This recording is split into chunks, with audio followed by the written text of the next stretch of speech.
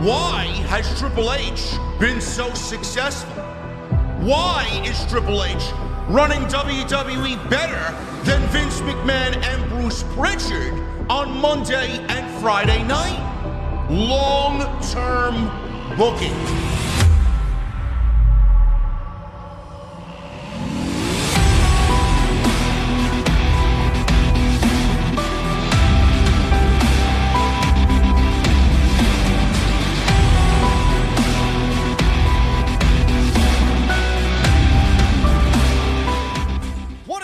Thank you so very much for joining us right here on Tuesday night. It is Tuesday Night Titans episode number 25 for your Tuesday, December 5th, 2023. I'm your host, JD from New York, as always, joined by seemingly public enemy number one this week, man. What's going on with you in social media, man? You get into arguments with all the geeks this week.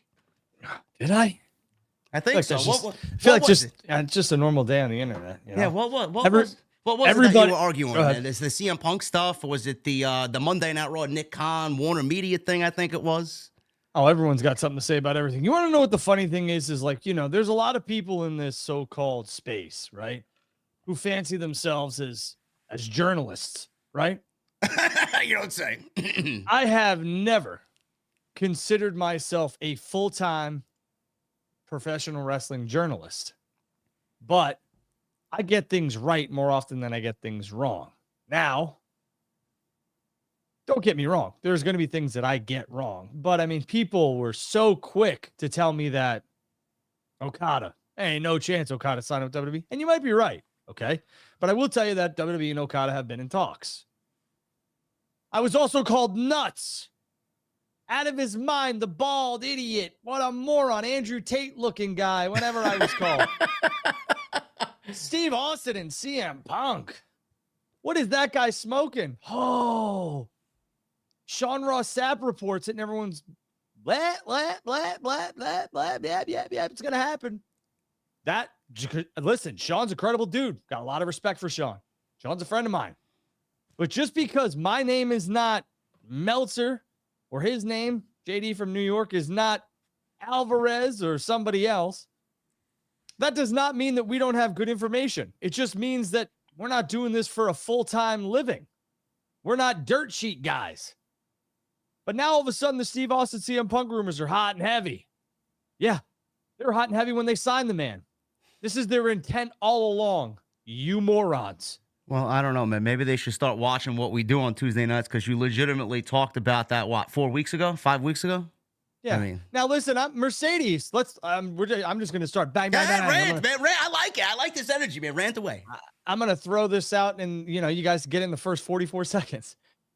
Mercedes was signed, sealed, and delivered to AEW. I don't know what has transpired. Maybe she has decided to have a change of heart because of who's in charge of WWE. I don't know, but I can tell you that AEW and Mercedes Moné had full-length discussions about joining AEW, and it was pretty much a done deal. Now, again, I'm not Mercedes. I'm not Tony Khan. Things might have changed, but I know the intent, the full intent was for her to have a working relationship in the ring with AEW when she's cleared, and she's putting out videos pretty much saying she's ready. So if she does show up in AEW, I'll sit here and tell you idiots I was right all along. And if she shows up at WWE, I'll tell you that she still had relationships with AEW and they were going to bring her into work. And I was wrong that I thought she'd work for AEW before she worked for WWE. But things change. Did me and JD sit here and tell you that CM Punk was not going to be signed by WWE? No, we did not. We said he'd be in WWE one way or another. We thought January. It happened in Chicago. There was a lot of people who said no chance CM Punk was going to be in WWE. Not us. Edge. We nailed that. The network streaming deal that's coming. We nailed that. Warner Brothers Media with WWE. Warner's Discovery. Not a chance. This guy's an idiot. When it comes out that Nick Khan asked for or talked about a deal in October and was declined, or they passed or whatever, now all of a sudden everybody's picking up on the Warner Brothers Discovery deal. Well, I mean, we have that as a topic to discuss tonight. That was back in October, man. A lot can change over the course of 2 months. So I'm going to sip my coffee here, but I just want to let you guys know that I enjoy this show. I enjoy coming on here. I always have and I always will. I do it for you guys. I do it for him. It's good back and forth banter, and I do it for me. But I mean, let's pump the brakes on like the whole. I don't understand the insult game. For what? For what? Oh, he don't know what he's talking about. That's Yeah, great. well, Yeah. Okay. That's great. Just sit down and listen. That's why we got the show and you don't. So yeah, that was basically that was basically the gist of the week. Yeah, social media is toxic.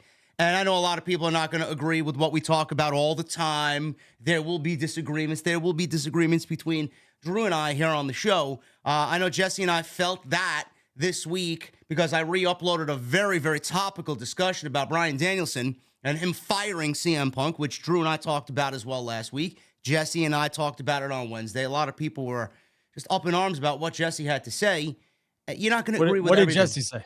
What did Jesse say? It was something CM Punk related, but everybody gets on his case because apparently they think he doesn't like CM Punk, and Jesse doesn't want anything to do with CM Punk because Jesse's trust in Punk is severed, and he doesn't want anything to do with it. And he's got every right to feel that way. Jesse's entitled to feel however the hell he wants to feel. Yeah. I feel this way. I said it last week and I'll say it again. The news should have never got out that Bryan Danielson was part of that decision. Yes. He was almost made to look like a scapegoat, and I found that to be bullshit and chicken shit. Yeah, almost almost like Tony Khan was using him as a shield to deflect away from what really happened there. Yeah, I know it was Tony, but I just didn't like that Danielson was basically Danielson just stood there and was like Jax in Sons of Anarchy when he puts his arms out and gets hit by that Mack truck. That's what I felt like they were doing. If you haven't watched Sons, spoiler, it's like 10 years old, but that's the finale. But I felt like that's what AEW did to Bryan Danielson. Yeah. Ladies and gentlemen, we're going to get into a lot to get into with the pro wrestling news. We got a lot to get into here. We got Okada. We'll talk about that. We'll dive a little bit deeper into that. We got news on CM Punk and Steve Austin. We'll get into the Warner stuff as well. And we'll get into a major AEW story that dropped yesterday that really is not leaving a positive spin on the company. There's a lot of negativity right now, as reported by the Wrestling Observer, within the company for one reason or another. So we will get into that tonight. Follow me on social media on X at JD from NY206. That's X, Instagram, TikTok, and Cameo. Go follow Drew at Andrew Bagdala on X as well. If you guys want his thoughts on all the big stories that break throughout our wrestling week, make sure you guys hit that subscribe button down below. Turn on the bell for notifications, please. We are, I think, less than 300 subscribers away from 151 after that tremendous Survivor Series weekend. Thank you guys very much for that. Please hit the thumbs up. We got 368 likes in here. We're nearing 1,600 plus in here. So I would love if we can get as close to 1,000 as possible. Super chats are open. Get them on in. Drew and I will answer your questions at the end of the show. No matter what it is, we'll be here for you. And please make sure you guys get those memberships in, as always, if you want to become a channel member here on the channel. Drew, I'm going to let you, as usual, start the show off. What the hell you want to talk about? All right, well, let's talk about something that is topical number one. Since we're on the whole, fire train or whatever else, I don't even know if this is on our sheet because I don't ever look at it because I like to have things be organic. Yeah. Let's talk about Kevin Sullivan. Yeah, that's the first thing on my list of priorities here. Good call. There it is. And that's 100% true. I don't look. He was let go by AEW. This is not the Kevin Sullivan, by the way, for all the geeks out there. No, not the Taskmaster. I think Kevin Sullivan even tweeted out, he's like, I was not fired by AEW today. Yeah. He was let go. And that's post-production, which basically leaves Mansouri basically in charge of both. Now, this is not my forte, Drew. I'm usually more of a, on TV guy, creative guy, storylines make sense or whatnot. Fill us in on what a post-production, VP of post-production kind of entails as far as a position. Well, basically what he's going to do is handle all of the stuff after the show. That's why it's called post-production. So there's a lot of different things, like for Rampage, which is taped. I think that was heavily influenced by Kevin.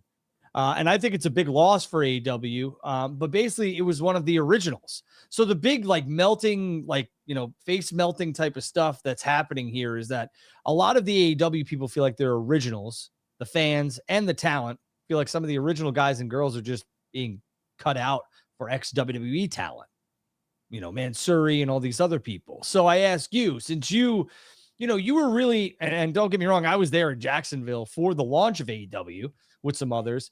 And I've always been a big supporter. Even if I do have issues with some of the things they're doing, I'm not a kiss ass. So if I don't like something, I'll say I don't like it. Just like some of the shit that goes on in WWE, I can't stand. Is this a problem for you? You were kind of like one of the original loyalists here to AEW. Like, do you feel like your company that you watched with all your heart and passion and soul is kind of being gutted? I don't know if it's being gutted. I mean, you could gut something and have it actually be better than it was before.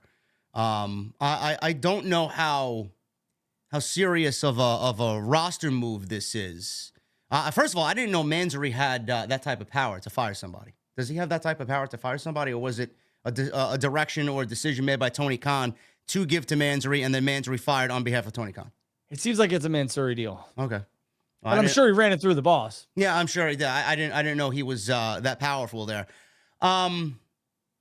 This does not have a lot to do. Well, I don't know if this is directly correlated to the report that Meltzer put out as far as the negativity in AEW. Why would somebody like this be fired? He must have made a mistake somewhere. You can't really fire somebody because he was there and they hired him at the time because he filled a role that they needed, and then they found somebody better with a lot more experience. I mean, could you just fire somebody for I guess upgrading somebody like this in regards to Mansory? Like, I don't really understand that. Well, he had to do something to get fired. Well, that I don't know. But I do know that, Kevin had a lot of responsibilities in AEW, some of which obviously are going to be very unique to the brand or geared towards the brand. But I mean, he was, from what I was told and from what the job description would be, he's going to prepare the strategic vision for post-production operations. He's going to partner with solution teams, business justification of capital, deployment, and measurement against the company's objectives. And he's going to build and maintain industry-recognized post-production talent, internal talent. He's going to support some teams. So that's kind of their job description. And what all that means for like regular terms is basically, he's going to look at the metrics, efficiency, rate, capability, and the operations that go into a production post show. And he's going to basically fine tool it, and he's going to have a vision of where he wants to be and where the company wants to be. And he's going to also maintain relationships with outside sources, and, within television and everything else like that. And it seems to me like maybe Mansory and him just butted heads, because if Mansory wanted him out, or had a say in wanting him out, then clearly their visions differ. So that's why I think this move happened. Is this a move that's going to drastically change anything that we see on television? I mean, I don't really see that this is going to make that much of a difference, to be quite honest with you. Well, correct me if I'm wrong. Did we not see AEW use like the LED rings? Was it skirts? Yeah. Or like the ring apron? Yeah. Yeah. So maybe that could have been a Mansory deal. Maybe not. And, they fought with it back and forth, etc. I don't know. Do I think the production is going to change drastically? Probably not. But what I will be on the lookout for is maybe some upgraded things that Mike wants to do, that maybe Kevin Sullivan didn't want to do, or just was like, nah, we shouldn't do that. The thing with WWE that a lot of people don't understand when watching their product is WWE is so clean. Like, so clean. Yeah. It's like watching a movie every single Monday and Friday, and it's live.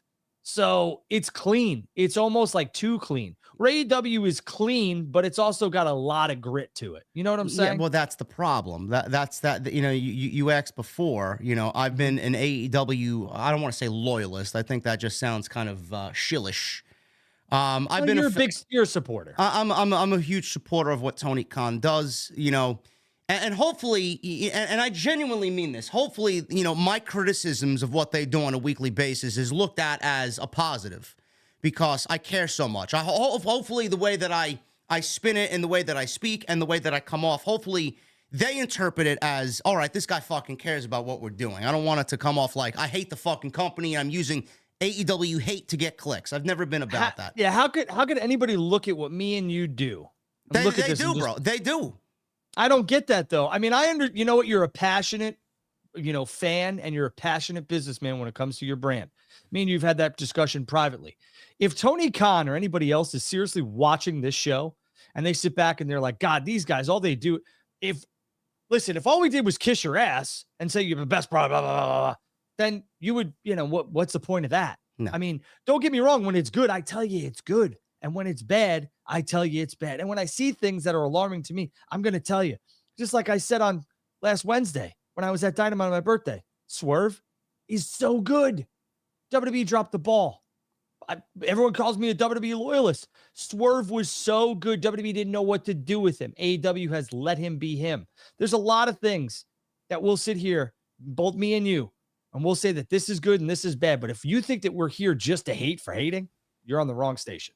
Yeah, I dealt with that through all of the Vince Bruce era in WWE, labeled a hater. All I wanted was better pro wrestling. Now that Triple H has taken over, now I am a Triple H enthusiast, and I'm a shield for Triple H, whatever the case may be. Drew and I, me specifically here on my show when I'm by myself, I just want better pro wrestling. But to get back to what Drew said, that's the problem, man. I've always felt that WWE was way too clean. I think clean is not really a good word to describe WWE. It's almost robotic.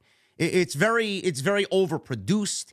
And sometimes it doesn't come off as authentic. Now, I know they're a sports entertainment company and they want to, separate themselves from what is pro wrestling. But at the end of the day, they're a pro wrestling company. AEW, I think a lot of people are really starting to get on board here. I don't know how much of a percentage of the fan base is feeling this way. Maybe you do, maybe you don't. But I feel like with the upgrades that they've made, yes, it's made the show obviously aesthetically better. And you look back at the Dynamites of the first couple of years, they were gritty. They were grungy. They were, just fucking balls to the wall. The way that I want to kind of describe it is AEW was like early 80s fucking Slayer and Metallica. And now AEW is kind of shifting into Metallica Black Album and then Load and Reload.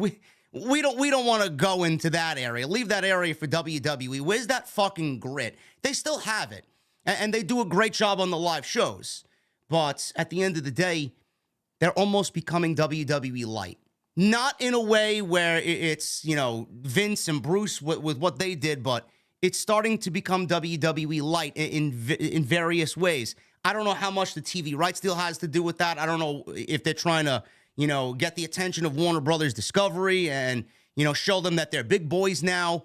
At the end of the day, they're always going to be second best, bro. So why try and be like your competition when the reason why we fell in love with you was because you were not like the competition?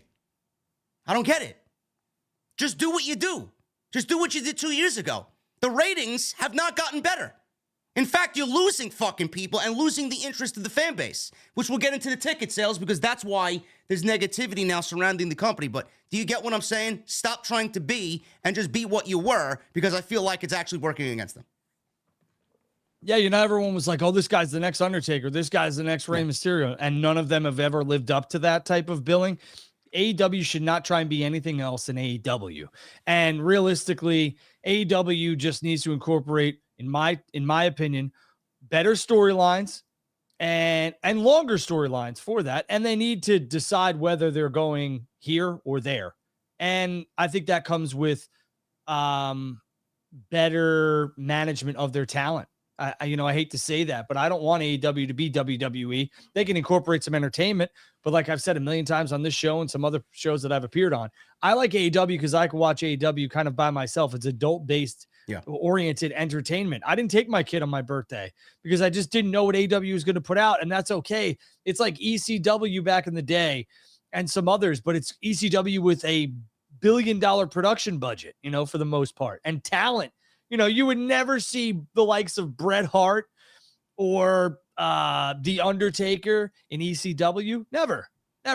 But you could very well see, that type of talent, like we've seen Danielson and Cole and some others big names show up in AEW from WWE. So again, I just wish AEW would be AEW with a little bit of entertainment.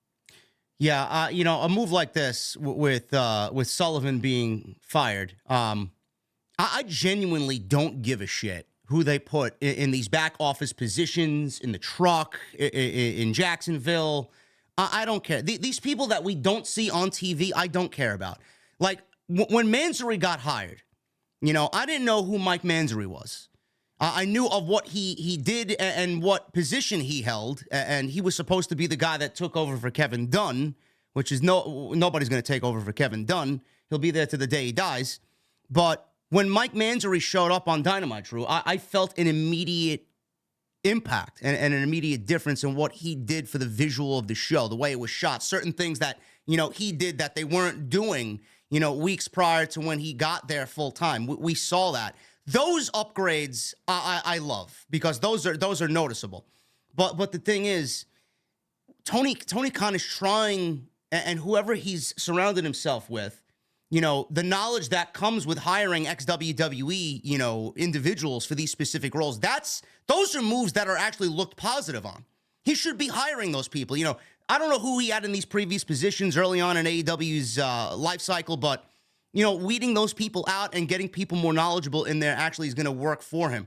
The thing is, he's trying to really drastically change the overall show, book to what he wants to book without listening to anybody's, influence whatsoever.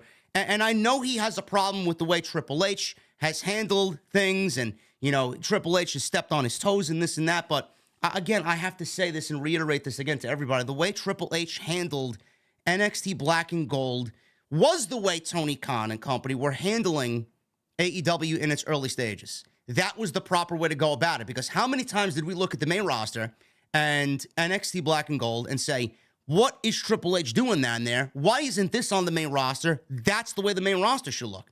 And now look at what he's doing, slowly integrating what he did in Black and Gold on the main roster. Now main roster television is a lot better off for it. Meanwhile, Tony Khan is not adopting those type of booking scenarios and not adopting that mentality.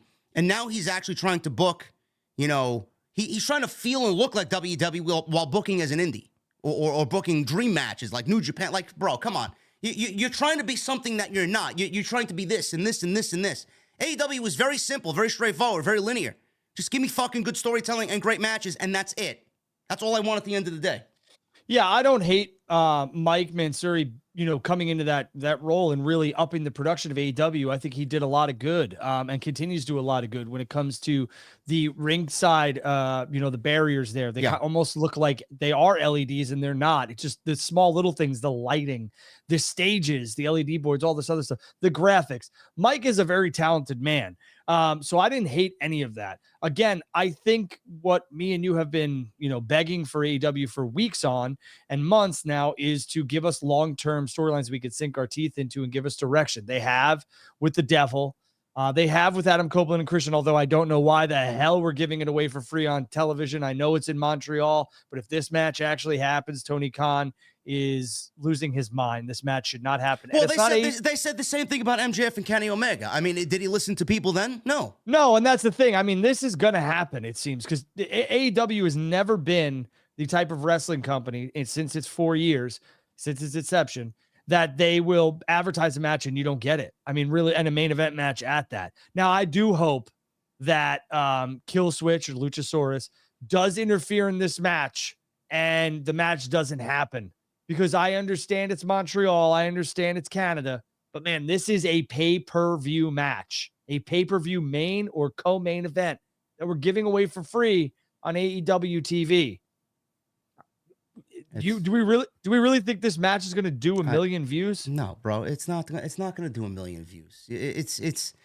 So why are we doing this? Because Tony, I don't know what it is. I really don't know what it is. I can't pinpoint what it is. I feel like Tony Khan was doing what he needed to do in the early stages of AEW, and now that Triple H is doing what he used to do on NXT on the main roster, it's almost as if Tony Khan doesn't want to do what Triple H is doing because he can't be the alternative anymore. Now he's trying to be opposite of what WWE is, and he's almost trying to one-up WWE and Triple H by saying, look at my roster. I'm going to give you dream matches every week. That's something that they can't do because they put on repetitive television. Meanwhile, he's blowing through these dream matches. There's no fucking story. There's no reason why we should be getting Edge or Adam Copeland versus Christian Cage on a fucking Dynamite that sold not even 5,000 tickets for this show.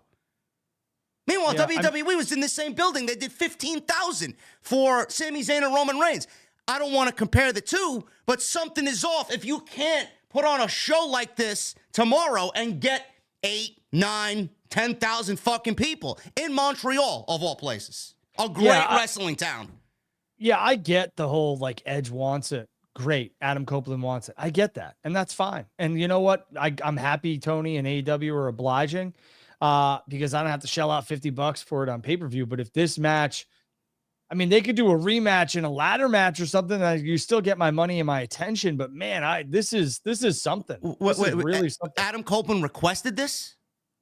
I don't know. That's what I've been hearing. That's what the chat says. Edge wanted it in who gives a shit? Right. I get it. Like, I didn't know Adam Copeland was running AEW.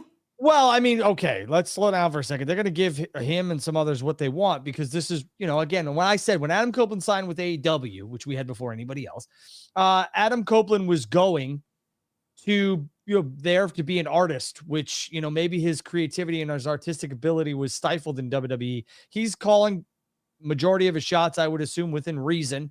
And this is something he wanted, so he's getting it. I have all the love in the world for Adam Copeland. So do I. Great dude. Okay. And his family is great. Absolutely great. Beth is a wonderful human being. But I mean, for me, and I feel for Adam, less than 5,000 people there. Number one. Number two, I don't like, this should be a pay-per-view. I mean, this match is a match we have waited for a long time for, and they're giving it away for free on TV, which I am all like the financial me is like, thanks for not having me spend my money. Thanks for the money. Well, I mean, realistically, we're getting this match tomorrow. If we don't get it, Tony Khan doesn't really, clickbait or fucking bait and switch. No, So I'm assuming the match is going to take place tomorrow, but I'm assuming we're going to get this match again at World's End. I mean, it has to lead to another match. If that's where it leads and we get a ladder match at World's End or like a cage or something, I am all for it. Yeah. I will be in the Nassau Coliseum on Long Island watching that. I've wanted to see an Edge versus Christian match for a very long time. I'm happy it's happening AEW. I was happy to see those two last Wednesday on my birthday. It made for a really fun night afterwards. And you know what? Like I just want the best for both of them. But for me, again, for Andrew Baydala, for me, Edge versus Christian on Dynamite, I'm going to watch, but if the match actually takes place and we get like a 20-minute match, I'd be flabbergasted, truthfully. Now, Meltzer talked about the internal reaction to the release of Kevin Sullivan and the feeling that AEW has changed from what it started out as. It's interesting because today I've gotten so much feedback from people, Meltzer says, people in and around AEW, and there's a lot of negativity right now. Meltzer speculated that a lot of the negativity stems from the poor attendance AEW Collision drew on Saturday night, which was 2,025 per WrestleTix. The negativity comes at a time when, while business is down for merchandise, ratings, and ticket sales, they're making more money than ever. AEW is also not as close to WWE in the ratings as they were 18 months ago. I'll stop there. They were never close to AEW in the ratings. Maybe the demos, they were probably on par with what Monday Night Raw was doing, but now Vince is not there. You remove Vince, who was the fucking, the poison, the venom in WWE. A lot is absolutely going to change. But 2,000 tickets for a Saturday night, Drew. I don't know where they were on Saturday. I thought it was a great show. Pennsylvania. Erie, Pennsylvania, yeah. The only thing that was eerie was the fucking amount of people that showed up or didn't show up. But when you watch AEW, bro, you see the lights are so fucking dimmed on the crowd, right? And yeah, I was in the building on Wednesday. Well, I mean, Minnesota was a much larger crowd than Saturday night. But, I mean, they're running these 12, 13, 15,000 seat arenas. And they're filling 2,000 fucking tickets. I mean, just thinking about it, it sounds ridiculous. And then when you watch the show, it sounds fucking empty. Like, that's not an AEW crowd. Like, why are they running these big arenas? What is the reason for why are people not showing up to these shows? And Tony Khan's putting on Saturday was a great fucking show. Mm-hmm. Why? Let's call a spade here, okay? That show is created for one man and one man only, and he is gone. So they are making chicken salad out of chicken shit, or trying to. Well, get rid of it. Warner Media Discovery, Warner Discovery wants it. Doesn't seem like it's going anywhere. And here's what I'll say. I don't really fault AEW at all. Warner Discovery wanted the second show, number one. Number two, the economy we're in right now, which is the absolute drizzling shits. most people, if they're going to spend their hard-earned money on a Saturday night, are probably going to go out to dinner and a movie or something to that extent. They're not going to spend, 150 to $200 to sit on the floor per ticket for an AEW show where a lot of the main talent that they want to see are not going to be on it. Like Edge wasn't pulling double duty. They used to just have Edge on Collision and stuff like that.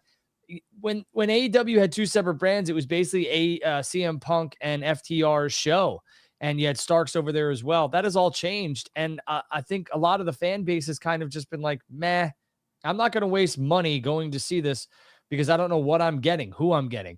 I went to Dynamite in Minnesota, and there was no Bucks, there was no Kenny, there was no Jericho, there was no Starks. There's a lot of people who normally are on this bill that were not on it, and Orange Cassidy and Hook and Danhausen were all on Rampage. And so was Flair and Sting. So you had to stick around for that, which was smart by them. But I mean, there's a lot of talent not in Minneapolis. And we talk about the attendance. Again, and I'll touch on the buildings. Don't worry, people. The attendance, I don't think, is overly alarming because WWE went through the same thing too, where they couldn't draw flies if they were shit. I don't want to cut you off, but I have to. Why weren't they drawn, bro? The creative WWE creative was terrible. It was terrible. I mean, AEW's going through the same thing now. Well, yeah, and that's what my point is here. I mean, what is AEW giving you that you could really sink your teeth into? Look at how well the Nassau Coliseum has sold for World's End because we are all expecting a reveal, right, of the devil for the most part. And it's MJF's hometown, and you're going to get Copeland and Christian probably, whether they're to singles or tag, whatever. You're going to get all the stars you want to see because it's a pay-per-view. AEW's pay-per-views have always drawn well because the problem has never been AEW's pay-per-views. It's been their goddamn television because you don't know what's going on what show. Who's going to be on Collision? Who's going to be on Dynamite? We don't fucking know, but you better watch. That's a problem. How do we fix it? Yeah. How do we fix it? Listen, I have been saying this for months now. Sign me in, JD. That's what you do. It's not even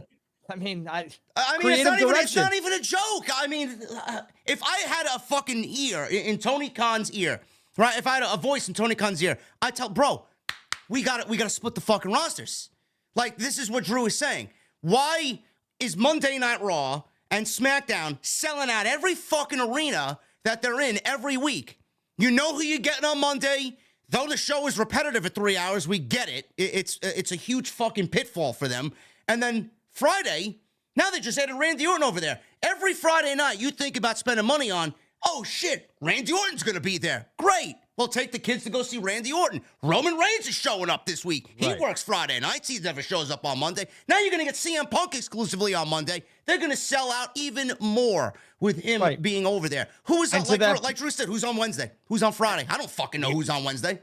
We don't know because there's not a brand split. And the problem is like when Raw and SmackDown, because I know people are going to be like, well, you remember in the 2000s when SmackDown launched in 99, do you remember the fucking talent they had in WWE at that point? They had to create a second show because they couldn't fit all their main event talent on one run. They had Austin, Taker, Foley, Big Show, Kurt Angle, Benoit, Guerrero. It was ridiculous the amount of talent they had. Yeah, it was nuts, absolutely nuts. And again, like you're sitting here, and when Roman decides that he wants to take May through July or maybe June through July off or August, guess who's going to be over on SmackDown running the show? Cody. Yeah. And they'll have Punk and everybody else on Raw. To JD's point, in today's economy, I'm going to say this. I'm going to look directly into this camera like I do all the time, but I'm going to say this because I want you all to hear and see and feel this. I have 3 children. If you have one, if you have none, whatever. I am not spending my money on something where I don't know what I'm getting. I'm not going to spend $400 or $500 to go to a wrestling show, even 3, when I don't know if such and such is going to show up. I'm glad you advertised Swerve Strickland and Jay White. Cool. You advertised 2 other matches. Great. But I had to buy these tickets if I were to buy them months in advance. And your poster shows the Bucks, Kenny, and I understand it's all subject to change. People get hurt, blah, blah, blah. I get it. But if you want people to sink their hard-earned money into your product, give us direction and give us what we're going to get. You don't have to tell us the matches, but man, who's going to be on Dynamite? Who's going to be on Collision so that I can take my family, my kids, or even myself and my buddies, and we know what we're going to get. It's going to be worth the $150 we spend on ringside tickets or whatever else like that, or the 200 or whatever. I know if I go to SmackDown, I'll see Randy, Roman, the Bloodline, some other talent. The best women's division probably in wrestling is over on SmackDown. So, I mean, like, again, give me something that I will sink my hard-earned money to that I know I'm going to get a return on. And my return is my enjoyment of your entertainment. It's crazy how much sense is coming out of this discussion right now. How the fuck can you justify, Tony Khan? How can you justify having us watch a Saturday night with this sheer number of roster space that you have on this roster right now, and then on Saturday we get Kip Sabian versus Vikingo and the Workhorsemen and these other fucking jobbers that nobody cares about, unadvertised? Like, give me a fucking break with this shit. It's so asinine. I can't even fucking formulate words at how stupid it is. It makes no sense. Oh, Vikingo's one of the best luchadors in the world. I don't give a fuck. Who is he here? Who is he here? Nobody's paying to go see him. No. And again, all these championships, they mean jack shit. You got fucking Ring of Honor titles mixed with AEW titles. You got a new championship coming. We don't know what the fuck it's going to be. And then you got 2 shows. How many championships do we need? And then you're not even using 60% of your roster. And then you got a second show on Saturday night of all fucking nights, and nobody gives a shit about it. Yeah, and college football now is over. Besides the bowl season is upon us, so you would hope the Collision ratings go up. But here's my biggest thing is CM Punk had it right. He had that Real World Championship over on Collision, and they were going to have Starks run with that championship, it seemed, and that gave a lot of intrigue. Where is Starks in this Continental Classic? Is he even in it? Ricky Starks is not in the Continental Classic. No. Hey Tony, I understand you haven't. He probably hasn't re-signed, and he probably won't, but that's a fucking miss, dude. That's a miss. I don't know. That's why he's not in the Continental Classic, because he wasn't winning it. He knows he's gone. Dude. But again, if you're going to have 2 separate brands, we're going to talk about a hard brand split, which is what you either need to do or let die. Somebody needs to be a major champion over there. I mean, you have the TNT title, which is around Christian Cage's waist, probably in my opinion, right next to MJF, the most important title on AEW's roster. Okay. And you have the new Continental Championship that's coming, and you have the All Atlantic, right? Is that what it's called? The All Atlantic? The new one? No, the new one's the Continental, correct? Yeah, the international title. Yeah, there it is. The international title. There's so many titles. We don't even know how many titles they got. My brain's like on, overdrive here with the championships. But I mean, like, give the brand a distinct championship so people can sink their teeth into a talent. You're not. Someone's texting me here. Someone body slammed Otis. Lash Legend body slammed Otis on who gives a shit? Who gives a flying fuck? Trash Legend? I'll give you a break. Come on. Cool.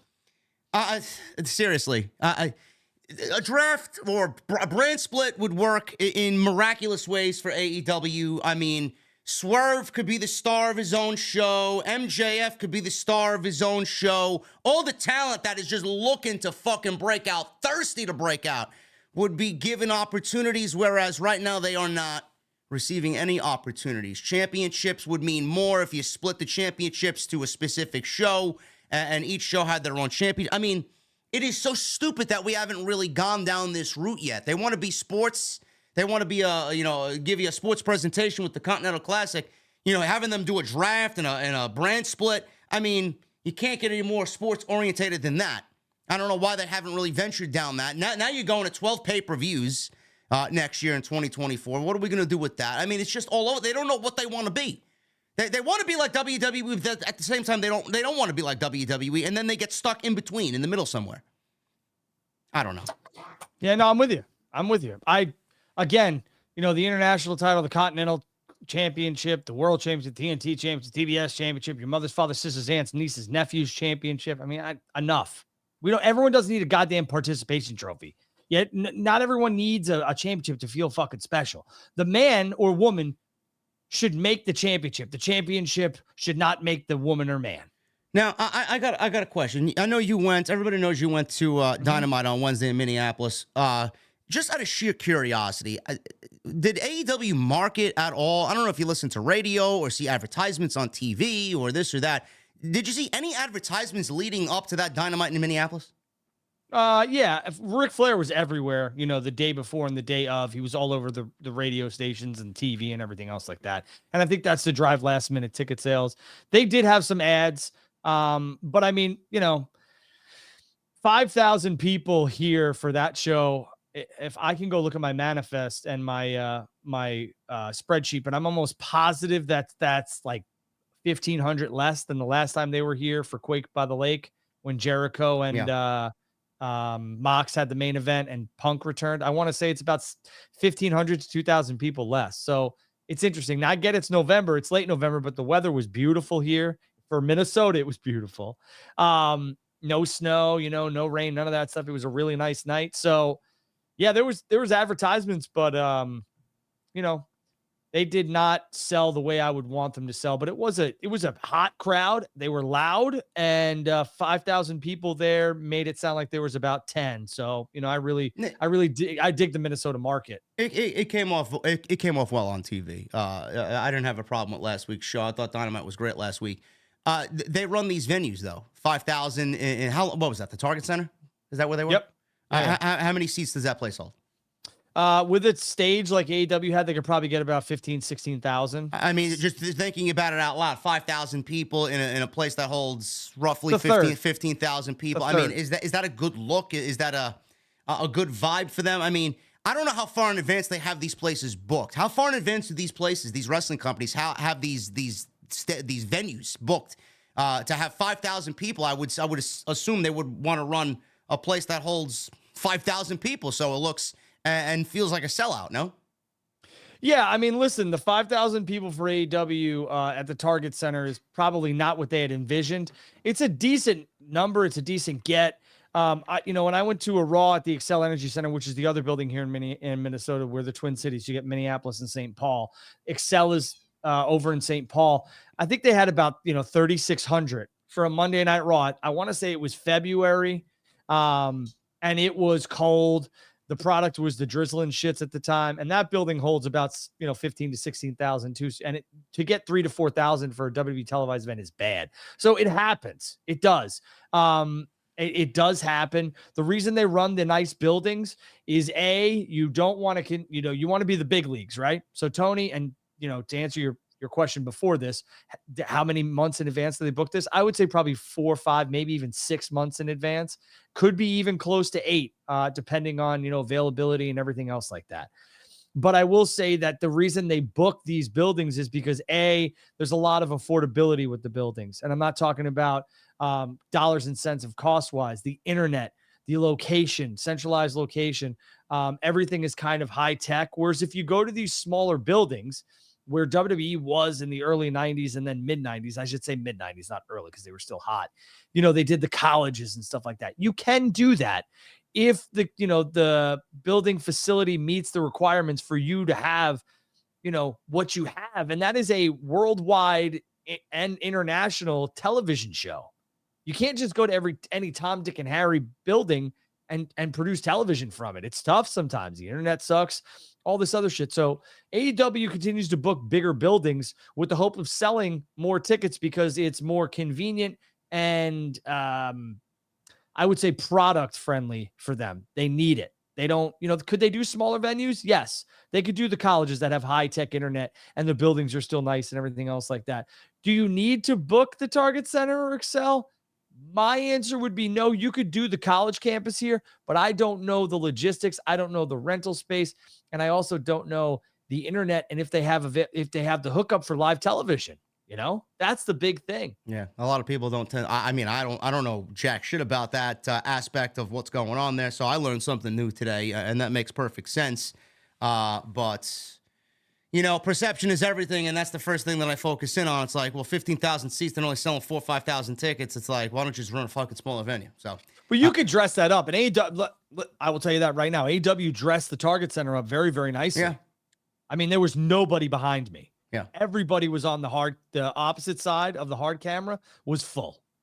Well, then you get the Besides upper geeks left. on social media. Oh, look, I I'm know. at AEW show. Look at it. It's all empty and blacked out. It's like, all right, guy, you going to the show to get some clicks on Twitter, or are you there to enjoy the show? Which is it? Yeah, and the thing is that, like, let's take a picture of the hard cam side, which a lot of times, even with WWE shows back before they were, as hot as hot could be, there were empty seats there too. And I believe if you go back and look at Monday Night Raw from this past Monday in Albany, there are only 3 rows of ringside seats, 3 to 4 rows of ringside seats on the hard cam side, because they need to be able to maneuver things in and out behind that. Same thing with AEW. They sold 4 rows, but they condensed them into 2.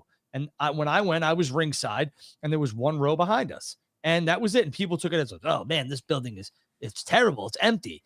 Well, there was a lot of SmackDown pictures when SmackDown was live on Tuesdays that the building looked half empty too. And they still trotted out Randy Orton and AJ Styles and everybody else. And they were still booking big arenas because you have to put out a certain product on television in order to keep your relationships with that television company, network, whatever, and put out a quality product. AEW could book your bingo hall down the street, but when it's not the production you're used to, and you're like, what the fuck? You'll know why. Yeah. That's a good lesson learned for everybody that wants to know why they don't run smaller venues. So there you go. But everything that I said before that in regards to AEW, it sticks. I felt that way for a long time. It's not the first time that I've vented frustration on that. And I don't think that things are going to change. I think Tony Khan is stuck in his ways, and he's going to try his damnedest to get where he wants to be by his line of thinking, or the fucking ship is going to sink. It's one way or another. It's his company. He can do whatever he wants. I mean, I'm just here, whatever. And I want to say this, Tony, if you're watching, me and JD want nothing more than the world for you and your company. I know I know JD feels the same way, but I'll speak from myself right now. I want you to be so successful it hurts. I have friends who work for you. They will not be named, but I have friends who work for you and your company. And I want your company to succeed, because what you do is you breed healthy competition, which makes us all very happy and entertained. And also it helps mine and JD's bottom line. But at the end of the day, I just want quality wrestling, and I want 2 different flavors. If I wanted vanilla every goddamn night, it'd be boring. I like a little chocolate every once in a while. Yeah. Or in my case, chocolate chip cookie dough. There you go. Or in my case, I'm a cherry guy, so cherry vanilla, There you go. That's good too. We'll keep with the AEW theme here. We'll get into the WWE stuff eventually. Drew, did you hear about this story in regards to Jeff Hardy? Jeff Hardy confesses he feels like a ghost in AEW. Now, this was on Matt's podcast, Extreme Life of Matt Hardy with John Alba, and Jeff Hardy was there. In this interview, he talks and confesses that he feels like a ghost in the company. He says this, and I quote, "When I first came back, it was pretty exciting. I didn't know what was going to be happening in the near future. But I think the last time I was in this extreme dimension of y'all's podcast, I said that in WWE, I felt like I was a ghost just walking around backstage. Honestly, man, I still kind of feel like that at AEW just because of not being involved in something cool. I feel like there's something so special that we have within us to really bring out." Now, in the same interview, Matt also talked about his frustrations and that while they've been patient over the last 4 months, they would like to get back to achieving some of their goals within AEW, and one of those goals is helping out the younger talent, putting the younger talent over, something they feel like they haven't been able to do as much as they would like. Now, I want to preface this by saying I love the Hardys. Matt has always been nice to me anytime I've seen him. I mean, he deleted me several years ago, for Christ's sakes, at my request. It was fucking fantastic when he was still broken Matt Hardy. Jeff has always been so gracious to his fans. I mean, they're 2 of the nicest guys that you could possibly see at any convention or autograph signing. Now, with that said, I find it kind of comical how they want to complain. Meanwhile, they were on TV. Tony brought them in, probably paid premium dollar to get the Hardy Boys into AEW. They were on their way, Drew, to becoming possibly tag team champions. They had, you could physically see the plans that they had for them together. Oh no, they were when they first got there. Then Jeff got arrested. Then Jeff had to go through his programs and get right and get his life right, because that was the most important thing. And now he's back, and now he's complaining like he's a ghost. Well, if you didn't, and I mean this in all sincerity, because both of my parents are alcoholics, and I do not sympathize with alcoholics. I can't stand them. I can't stand that they blame everybody else for their fucking problems. And Jeff, I don't know how well he is right now, but the reason why he's in this position and the reason why he feels this way is because of himself. It's not AEW. It's not Tony Khan. It's not Matt. It's not anybody but Jeff's fucking fault. If Jeff didn't fuck up, then we wouldn't be in this situation where he feels like a ghost. And I mean that. I mean that in all honesty and in all, whatever. I don't mean any negativity towards Jeff, but I'm sorry. I do not sympathize with alcoholics. I don't. Yeah, and you know what, I understand. You've obviously been through, a lot with the whole alcoholism, so I understand where you're coming from. It's a passionate topic for you, something that you have no sympathy for, and I understand. I think Matt and Jeff need to give it a little time. I understand where they're coming from. Yeah. Jeff did look dejected and disinterested when I was watching him on Dynamite. And you want to know what? I get it. The Hardys are a big, big deal. Unfortunately, there's been so many bumps in the road for both of them. Matt has really got his life together, where Jeff has kind of, fallen back on hard times at times, and I wish him nothing but the best. But yeah, let's give it a little time. I think, for the company being AEW to try and invest any sort of momentum towards you, your best availability is your availability, and your best resource is availability. And if he's not available, that he being Jeff Hardy, Matt and him as a tag team is something that everybody wants to see. Excuse me. But if it's not going to happen because you can't stay sober or out of trouble, then that's an issue for us. So we're not going to push you guys to the moon. Don't get me wrong. I think before this is all said and done, you get the Hardys versus Edge and Christian. Oh, yeah, absolutely. I mean, Tony Khan's probably already drooling at the mouth at the thought of that. Right. So I just think that, Matt and Jeff need to give it a little time. And listen, Matt's always been a good dude to me. I have nothing but the utmost respect for Matt. I feel for Matt at times. And Matt really, without, divulging too much, because that's not what this is about, and I will never be that type of guy, Matt really does direct a lot for Jeff. If you watch his matches, he helps Jeff out a ton. I don't know why that is. Jeff was, everybody loved Jeff as a single. There may still be some stock in Jeff Hardy as a single, and I don't know what that would mean for Matt, but clearly the direction was them together. The direction at this point in their career should still be them together. And like Drew said, give it some time, because at that point when Jeff had fucked up and Tony had this plan for them, he messed it up and he's trying to get his life back in order. There's a level of trust that was severed there. And now that trust needs to be rebuilt again. And Tony needs to see that Jeff is going to be straight and narrow and clean. And at that point, if he is, for an extended period of time, then Tony would feel a little bit more comfortable putting them in something major. Because at that point, if he's not, then Tony's just risking the company, the look of AEW, and everything else. Jeff's safety, his health. Like, you don't want to do that. So it's definitely a precautionary thing, no doubt about it. Think of it like this, right? We'll stay on this topic because I know it's, something that you could relate to. Yeah. You take back somebody who's an alcoholic, right, into your life, and you say, I'm never going to do it again. I'm done with you guys. Like, I can't. You guys caused me too much pain and agony. And then all of a sudden, you take them back, you forgive them because you want the best for them. You want to love them. Yeah. And then they go back and do it again. But here's the difference between what that on an emotional level sucks. But what Tony has done is invested, Tony Khan, money, time, and resources into Jeff and Matt. And no fault of Matt's, but Jeff has burnt that trust for a little bit. And Tony is nice enough to bring him back, in my opinion, and put him on television and do the Hardy Boys thing again, obviously with a little bit of private party flavor into it. But I mean, let's give Tony a little bit of credit here, because he could have just wiped his hand clean of the Hardy and just been like, you know what, you guys, I tried and it didn't fucking work. You guys, burned me again. Well, Jeff, you burned me. And you know what? I want nothing to do with this. You said this wouldn't happen and it happened again. But I give Tony a lot of credit for trying to see this through and maybe, making the best out of a shitty situation.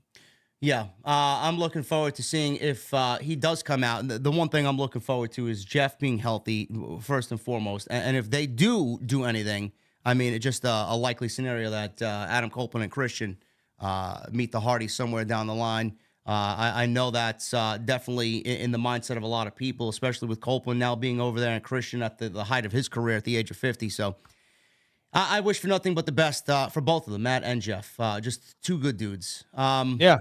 I want to move on to this Warner Brothers Discovery situation. This is what got all the geeks riled up on social media because Drew and I talked about this last week. They took everything out of context as per usual.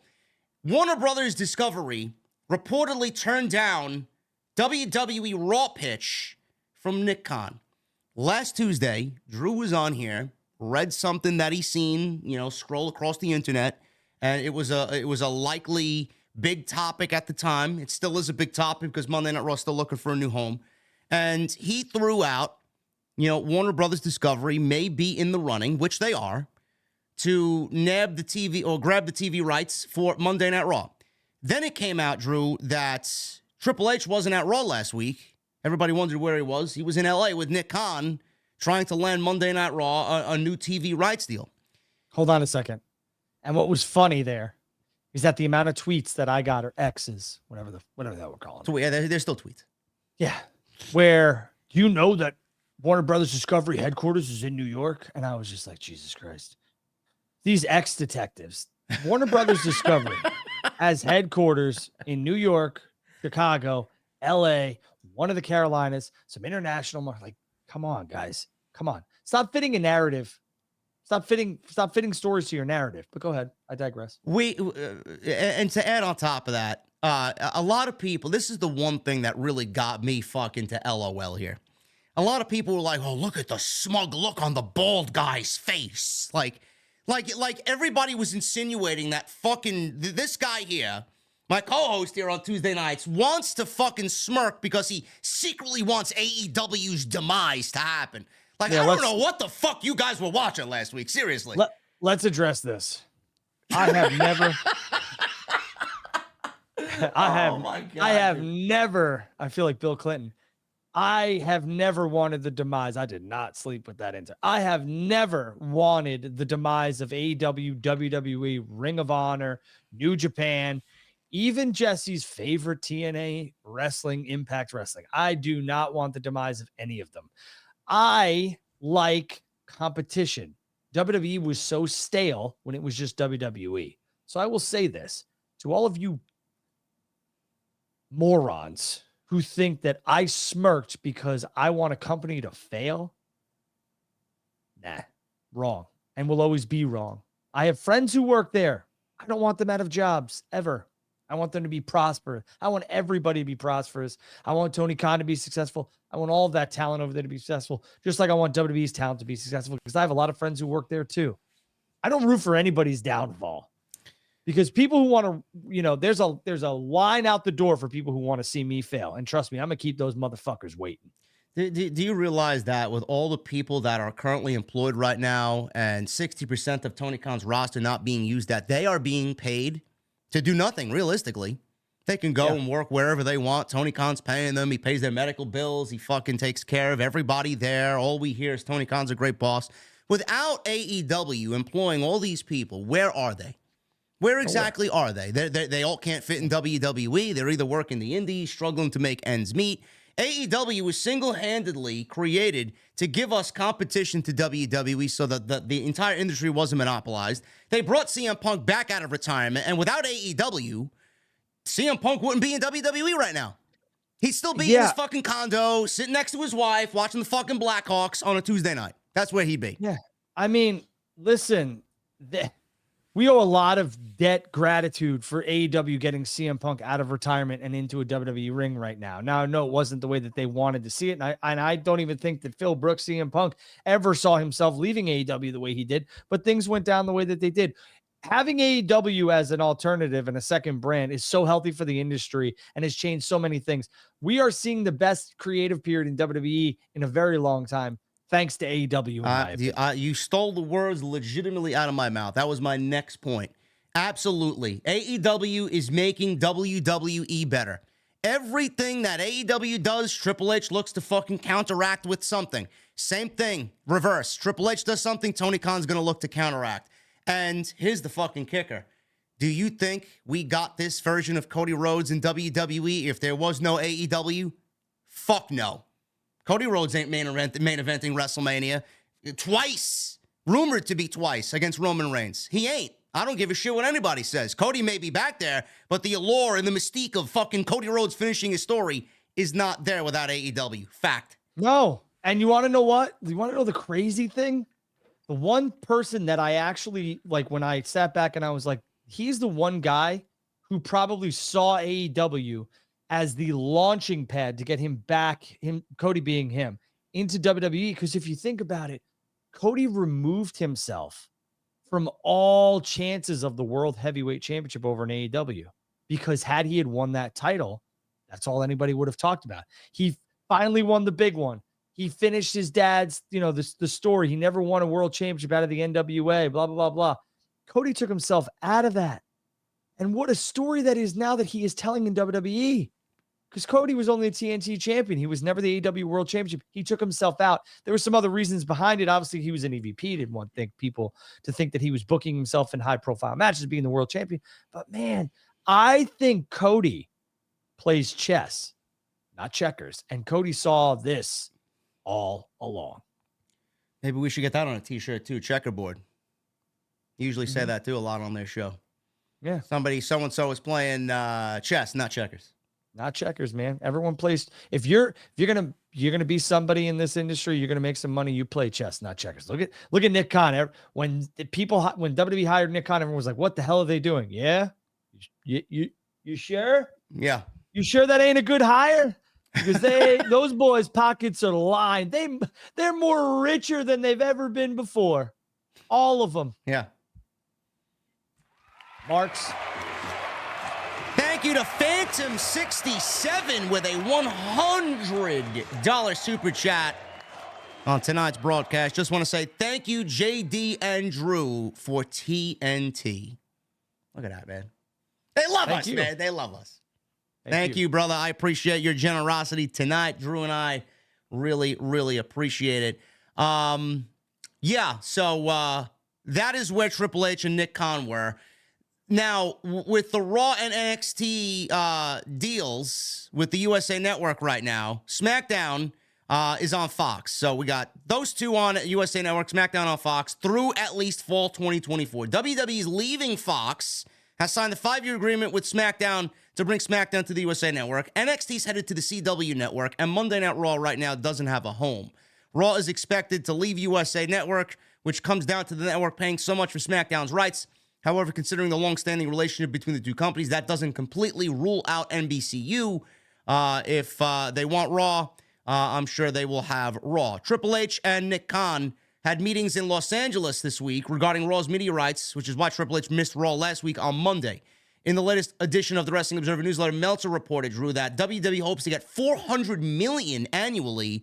However, analysts believe it will be closer to $387 million annually. Meltzer wrote, for most of the negotiation period, the idea was that FX was the leader, with Netflix, NBCU, Warner Brothers Discovery, and Amazon Prime all being talked about. Now, Meltzer went on to say the Warner Brothers Discovery version told to many this past week that Nick Khan went to Warner Brothers in October with the pitch and was turned down. Now, those in Warner Brothers have said privately that there is nothing to the idea of TBS or TNT being the destination for Raw to a number of people in recent days, while those in WWE constantly had Warner Brothers Discovery as a long shot. The reason for that is due to the belief that Warner Brothers has ownership in AEW. Now, that's not really confirmed. That's just going speculation on within the community. They probably do, to be quite honest with you. And Tony Khan has talked, Drew, about the relationship that he has with higher-ups at Warner Brothers Discovery and how everybody's just so over the moon with the relationship and blah, blah, blah. At the end of the day, if they go to TNT, TBS, obviously, I wouldn't say it's a death blow for AEW, but it's certainly not looking good. It's certainly grim. We don't want that to happen. But I know a couple other colleagues in the community have said that with NXT being on CW, We have SmackDown being on NBC and Raw. A lot of people tend to think, Drew, that WWE wants to kind of be all over the place. They want to spread their seed all over the place, and they feel like Raw is probably going to end up with a streaming network like an Amazon or a Disney or something along those lines. Have you heard any new information on this? Disney has always been a topic whenever I check in, whenever, the people who, want to talk about it to me. I do know that, Warner Discovery has been talked about more often than not now, which is why I believe there's a little bit of smoke where there's fire. Could AEW and Warner Brothers Discovery, could they own Warner Media, Warner Discovery have an ownership stake in AEW? Sure, they could. Tony has kind of danced around it. So maybe they do, but they could easily, AEW could easily buy those shares back or whatever. That's if that's part of their agreement. I don't know. Nobody will know the agreement until it comes out or whatever. So I do believe that the streaming side of WWE's television operations, the media rights could be a real big possibility. I know Disney has wanted something live. They've tested it out with a couple NHL games, some other things as well. And Disney, Hulu, and ESPN are all under one umbrella. So, they could do it. It all depends on where they want to go. And Hulu, right now has live sports. That's their big ad campaign. So it really depends on, I would say, who affords them the most money and the best time slot, which would be for them Monday. I think they want to keep Monday Night Raw on Monday. Yeah, I would hope so.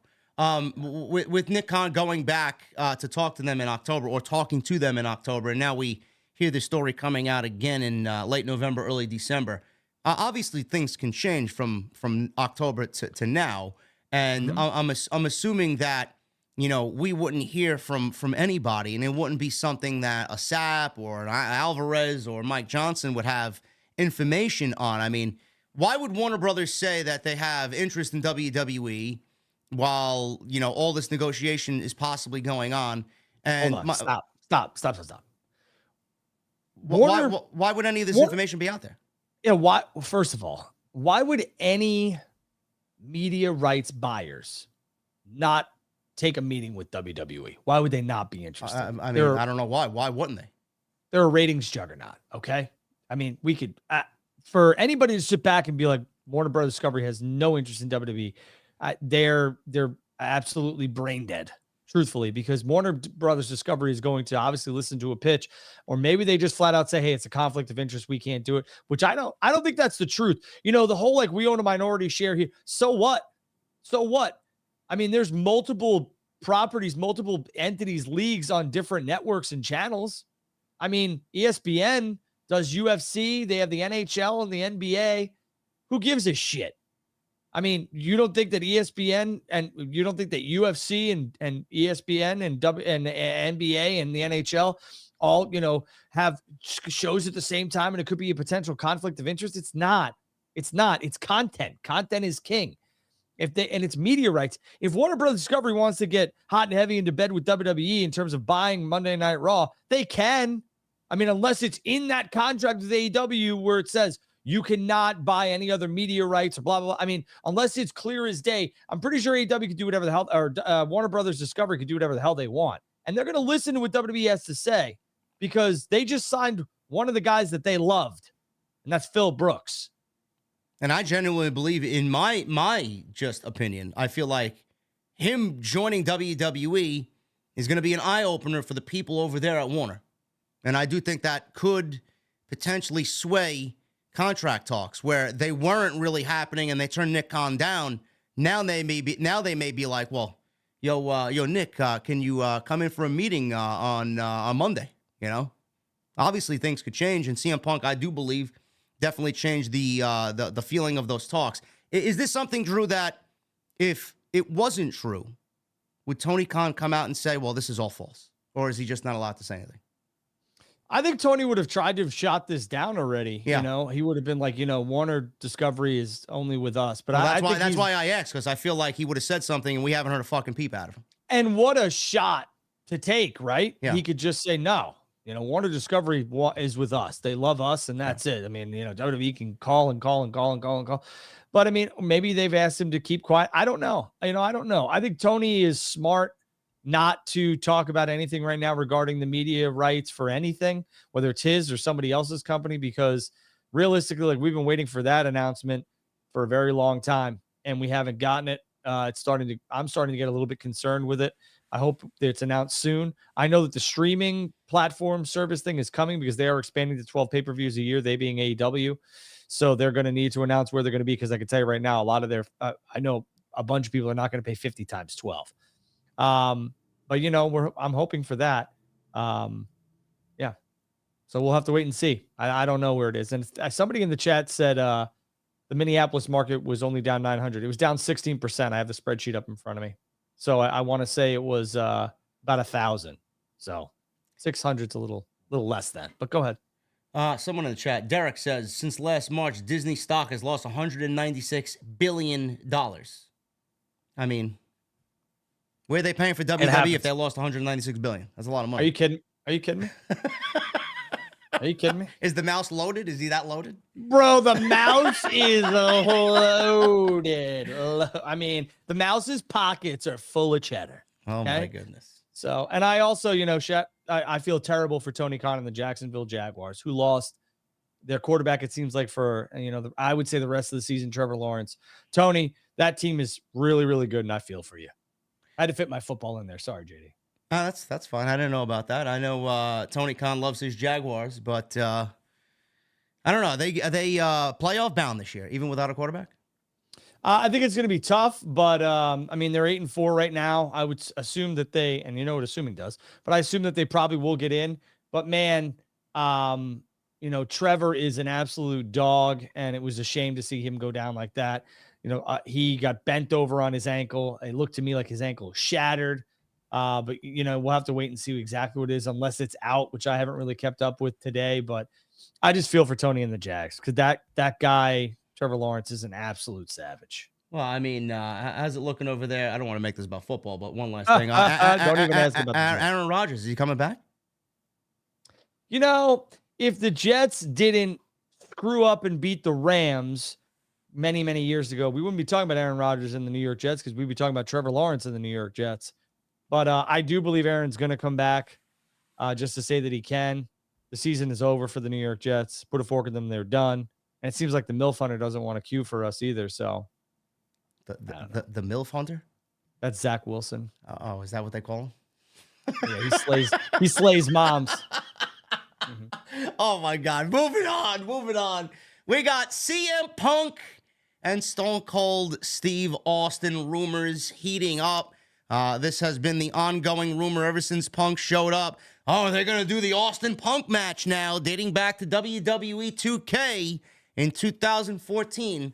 As soon as he came back, speculation started running wild about this potential match happening at WrestleMania. Now, as previously reported by several outlets, there are people in WWE who are pushing for Punk to wrestle Austin, which is something teased over a decade ago, or promoting the WWE 13 video game. Now, WWE and Punk have had discussions about the possibility, although many ideas have been floated to Punk. The ideal situation would be to see Punk meet Austin to go over the ideas, but the two sides reportedly need to get through a lot before a match can actually happen. This is where things get interesting, as people close to Austin said they've not heard him mention any personal issues with Punk or what they would need to get over. Now, Meltzer said this in regards to Austin, noting that Austin has not been approached about the match. As soon as that story came out, I heard from a bunch of people who are pretty close in, and they basically said probably shouldn't be doing that one or worrying about that one. Basically, it's not anything that's anyone's talked about to any degree. It could happen, and it makes sense. But right now, he has not been approached, and he's not in. It's just speculation. I know you talked about this, Drew, on this very show several times already. It makes sense for WrestleMania match, but the cards have to be on the table. The fucking hand has to be right. Stars got to be aligned. My question to you first is, not that I would not want to see this match, because the promos itself would fucking absolutely be unbelievable between these two. That's what I would sign up for. And in fact, the promos are probably going to be better than the match. Do we need this match? Do we need it at WrestleMania? Are you high? Yeah, no, I'm not. Do we need this match at WrestleMania to make it WrestleMania? Come on, bro. Shut the fuck up. The answer is no. What? We don't need this match. We don't. Who says this? Hey, you need 500K? Nah, you know I'm good. Well, Okay? no, I'm not talking about the money they're gonna make or he's gonna make. I'm just using that as example. Somebody walks over to a man who has a lot of money, right, and says, "Hey, it's 500,000. You want it?" And he's like, "Nah, I'm good. Give it, double it, and give it to the next guy." You fucking moron. Of course you want this match to happen. Of course you want this feud to happen. Of course you want the back and forth to happen. And of course you want CM Punk and Stone Cold Steve Austin in the middle of that ring in Philadelphia at WrestleMania 40. The answer is yes, yes, yes, a million times yes. For anybody to refute this, they need to have their brain examined. I don't care if you're into fine. wrestling. I get your point. There's a couple of variables that may be working against this. Number one, variables. yes, bro. Number one, this is what we built this show on right here. This is like the first true argument on this show. Variables. You got to look at it this way, man. Kevin Owens and Steve Austin. It was never really supposed to be a match. It wasn't advertised for a match. It ended up being a match. And he came back to work that match after 19 years. Why of all the matches? It's fucking magic. What are we talking about? After 19 years, and yes, money I'm sure had a lot to do with it, but after 19 years, he decides to come back and wrestle Kevin Owens in the main event of WrestleMania? Are you disparaging the good name of Kevin Owens? No, I'm not. Right. But, I mean, how many other fucking matches did they come to him with? I mean, realistically, I think that was a huge selling point for, a lot of things with Kevin. Kevin re-signed I want to say it was, a couple months before that. Now, did they think or know that Steve was going to do something at WrestleMania? I don't know. Maybe not. I'm not quite sure, but it was Dallas, Texas. That whole atmosphere was the last time realistically we saw Taker, Vince, and Austin and Triple H on a WrestleMania. It was like truly the end of an era. Yeah. But the whole that match with the brawl was fantastic. It was perfect. I mean, everybody and their mother was buzzing. That building when that music hit and Steve came out and we got a referee and a bell ringing. I've been to so many wrestling events, but that place was buzzing. So yeah, we need Punk and Austin. All right. Variable number two. How old was Austin during that match? 58. I am looking at 58 years old. Fuck your variables. Fuck them. 60 years old, bro. I mean, we're risking injury at a 60-year-old Stone Cold Steve Austin WrestleMania match. Punk, yeah, I mean, let's call a spade a spade. He's 45 years old. Fucking great. We all love Punk. I want him back on television, but, he hasn't been the most healthy coming back. He's injury prone. I mean, anything could happen. Does Austin want to risk having a great match after 19 years of uncertainty to come back and potentially have this one shit the bed? I mean, you got to think about it. Bro, I might blow an Achilles out going to take a shit. What are we talking about here? I mean, seriously. You're not going to blow an Achilles out taking a shit, okay? This is the last episode of TNT. I'm only kidding. Variable number 3, okay? With the variable. I'm gonna give you another variable. Another thing here that is on my mind is Rollins. If it's Punk and Austin at WrestleMania, it's got to be the main event, right? It's got to be the main event on night one. Yeah, probably. Okay. Seth Rollins is the world heavyweight champion. Is Rollins going to take kindly to CM Punk coming on in, being gifted Stone Cold Steve Austin and a main event of WrestleMania when Rollins hasn't main evented WrestleMania in his entire career? That's a problem with the world heavyweight title. Stop it. Come on, man. Stop it. This is ridiculous. Am I wrong? You think that they give a shit about whether or not Seth Rollins has main evented a WrestleMania if they get Austin and Punk in the middle of the ring? I mean, you think they give a shit? They don't. They don't give a shit. It's Steve Austin and CM Punk. Like, what are we talking about? You had Steve Austin and Kevin Owens main event WrestleMania 38 over Charlotte Flair and Rousey, over Cody Rhodes' return, which I understand, over Bianca and Becky. I mean, come on. Like, stop it. Steve Austin, and I remember the same stupid conversation, not with you, with others that people were having. If Austin comes back and it's going to be a match. It can't be in the main event. Steve hasn't wrestled in 20 years. Shut up. It's Stone Cold Steve Austin. Luthez press tackle, kick, stunner, beer. I don't get it. Could have been 5 minutes and it was going to be gold, and it was. Guys are everything. I mean, go have your match in the Tokyo Dome. Like, it's just dumb. Yes, Stone Cold Steve Austin, CM Punk. If it happens, it's box office, it's main event, and it should. If you can get Steve to agree, do it. And for all you morons that don't want to see this happen, go stack marbles on the goddamn freeway. Listen, if it happens, I want to see it happen. But my question to you now is, before we move on to the next topic, when do we potentially find out if this is legit? I mean, because now people are booking, Rollins is going to be wrestling Punk at the Royal Rumble. I don't do that match at the Royal Rumble. I don't. But if Austin is coming in, I think if we get Punk and Rollins at the Royal Rumble for the World Heavyweight Championship, then there's a good possibility that we're getting Punk and Stone Cold Steve Austin at WrestleMania, you know? Gotta be. I think you'll see it when we all see it. Just like, I mean, it's not going to be, the whole Kevin Owens thing, we didn't really get like, holy shit, he's taking on Steve Austin until it was like, I want to say like, what, 2 weeks before, a week, like maybe, when he didn't have a plan. He wasn't even on TV. Right. Then Austin did the video, and then,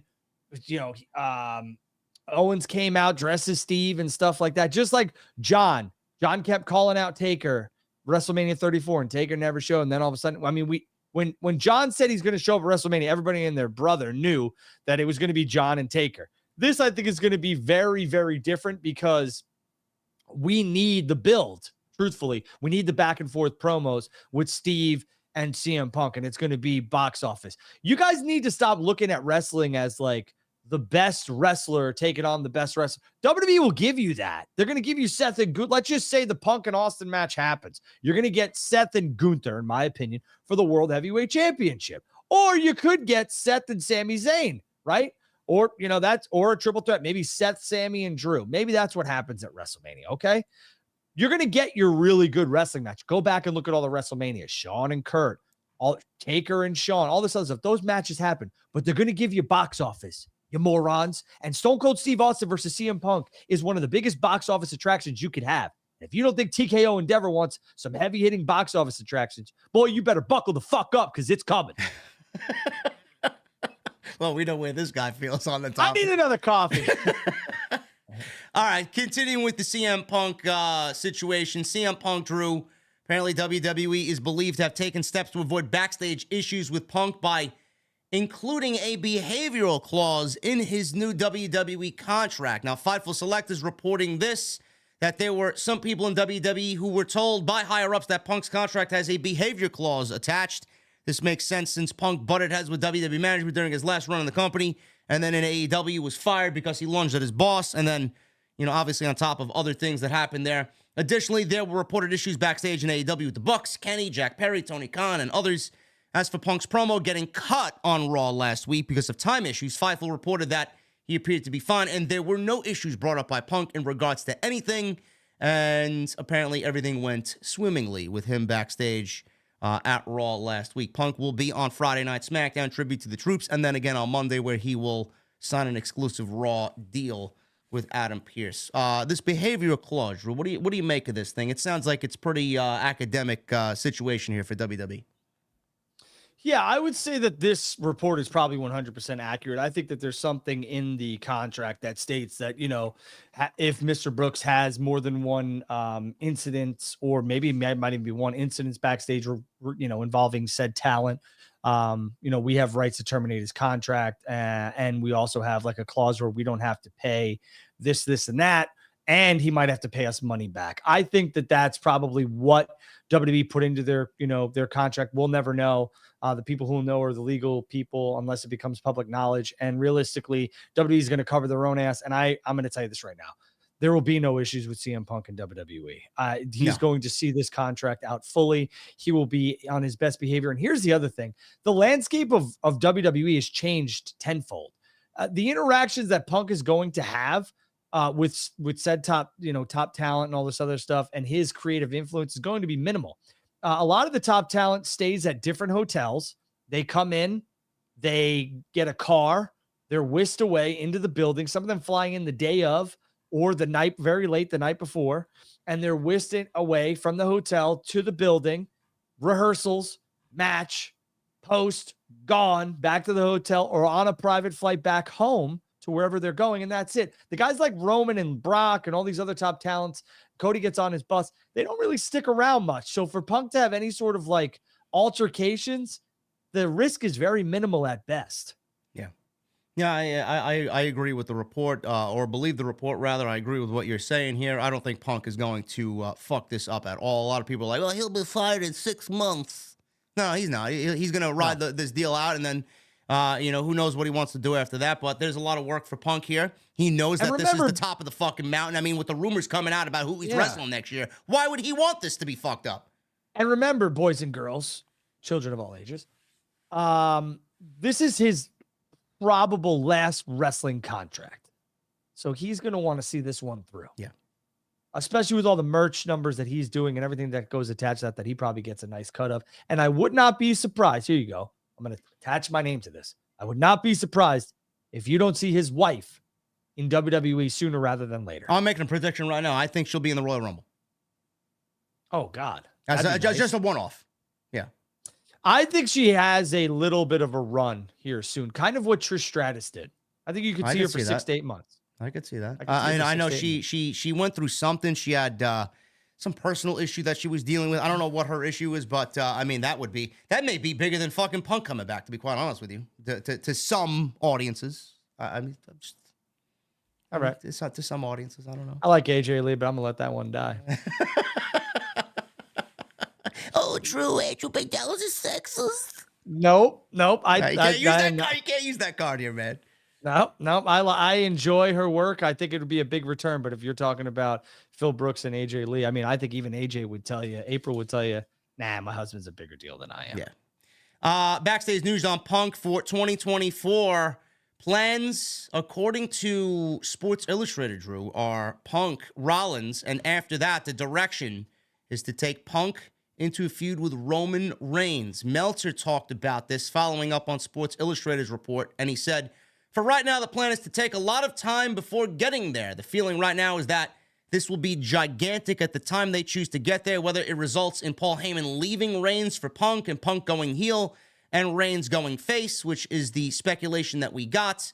There are multiple different ways to approach this. Now, obviously, it's not happening at WrestleMania, so you guys can put that conversation to bed. It's Cody and Reigns, and right now we are to think that either Punk Austin or Punk Rollins for WrestleMania. I don't really see Punk fitting in anywhere else at WrestleMania. The thing with this Roman Reigns feud is, Drew, I absolutely see this being, if WWE wants to market it as such, Summer of Punk 2024, Punk Reigns, SummerSlam. Don't know if the championship's going to be on the line or not, but if it's not, the history there with Paul Heyman and the history with the whole story of CM Punk being aligned with the Shield and how he didn't want Roman in the Shield and he wanted Rollins and Ambrose and Chris Hero, then Cassius Ohno to take Roman's spot, and then management said, no, we want the Zana Waihi kid in the Shield, and that's the way that played out. And CM Punk is taking credit for the Shield actually, becoming successful on the main roster. I mean, the whole history is there. I can't wait to see that play out. Yeah, I mean, I think the feuds, obviously the top feuds that Punk can get involved with are, Rollins, if that all comes to fruition, and Roman Reigns, Cody too. There's a lot of things on the Raw side that they could do. Hell, even Randy with Punk. A lot of things we've seen. I put out on X today. I mean, Punk and Styles and Punk and Nakamura are stuff I want to see. So I don't think we really need to rush into a CM Punk Roman Reigns match. And I understand that Punk's body is breaking down. You kind of touched on it.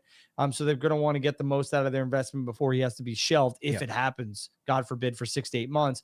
I just think you need to keep CM Punk and Roman Reigns away from each other right now. SummerSlam might even be a little bit too early, just because, if it's just like a grudge match, cool. But, I would really like, and it's going to sound crazy, if Okada comes over to WWE, I'd really like Okada and Nakamura to start a group and to try and take out Roman Reigns and, the bloodline. Now, obviously, I don't think Okada and that group would win, but I think it would be a cool little storyline, I don't want to see Punk and and Roman lock up just yet. It would be a good sell for SummerSlam, but I'm just not for me yet. Yeah, I know the whole transition here between Reigns being this heel with the bloodline and then him going babyface. He clearly won't need Paul Heyman as a babyface. I can't see Paul Heyman ever being a babyface, but him being aligned with CM Punk again and him being the catalyst to fucking get us there, I think that's intriguing in itself. Now, Punk doesn't need Heyman, but the history there, and Heyman's always kind of attached himself to main event level talent. Punk even addressed him as the wise man in his opening promo return on Monday Night Raw last week. I mean, there is story there. So whether it plays out at SummerSlam or maybe WrestleMania in 2025, I don't know. But, like you said, Punk is a ticking time bomb. He's 45 years old. We don't know how his body's going to hold up over the 3 years that WWE's got him. Roman, he's already working a part-time schedule. Who knows what he's going to be wrestling when he's not the world champion? Who knows how soon he's going to go to Hollywood, which is his likely destination. So they might want to get this match out of the way so that they can say they got it out of the way. They could. And to your point, if they feel like they need it, they could pull that card. I'm not opposed to that match at all.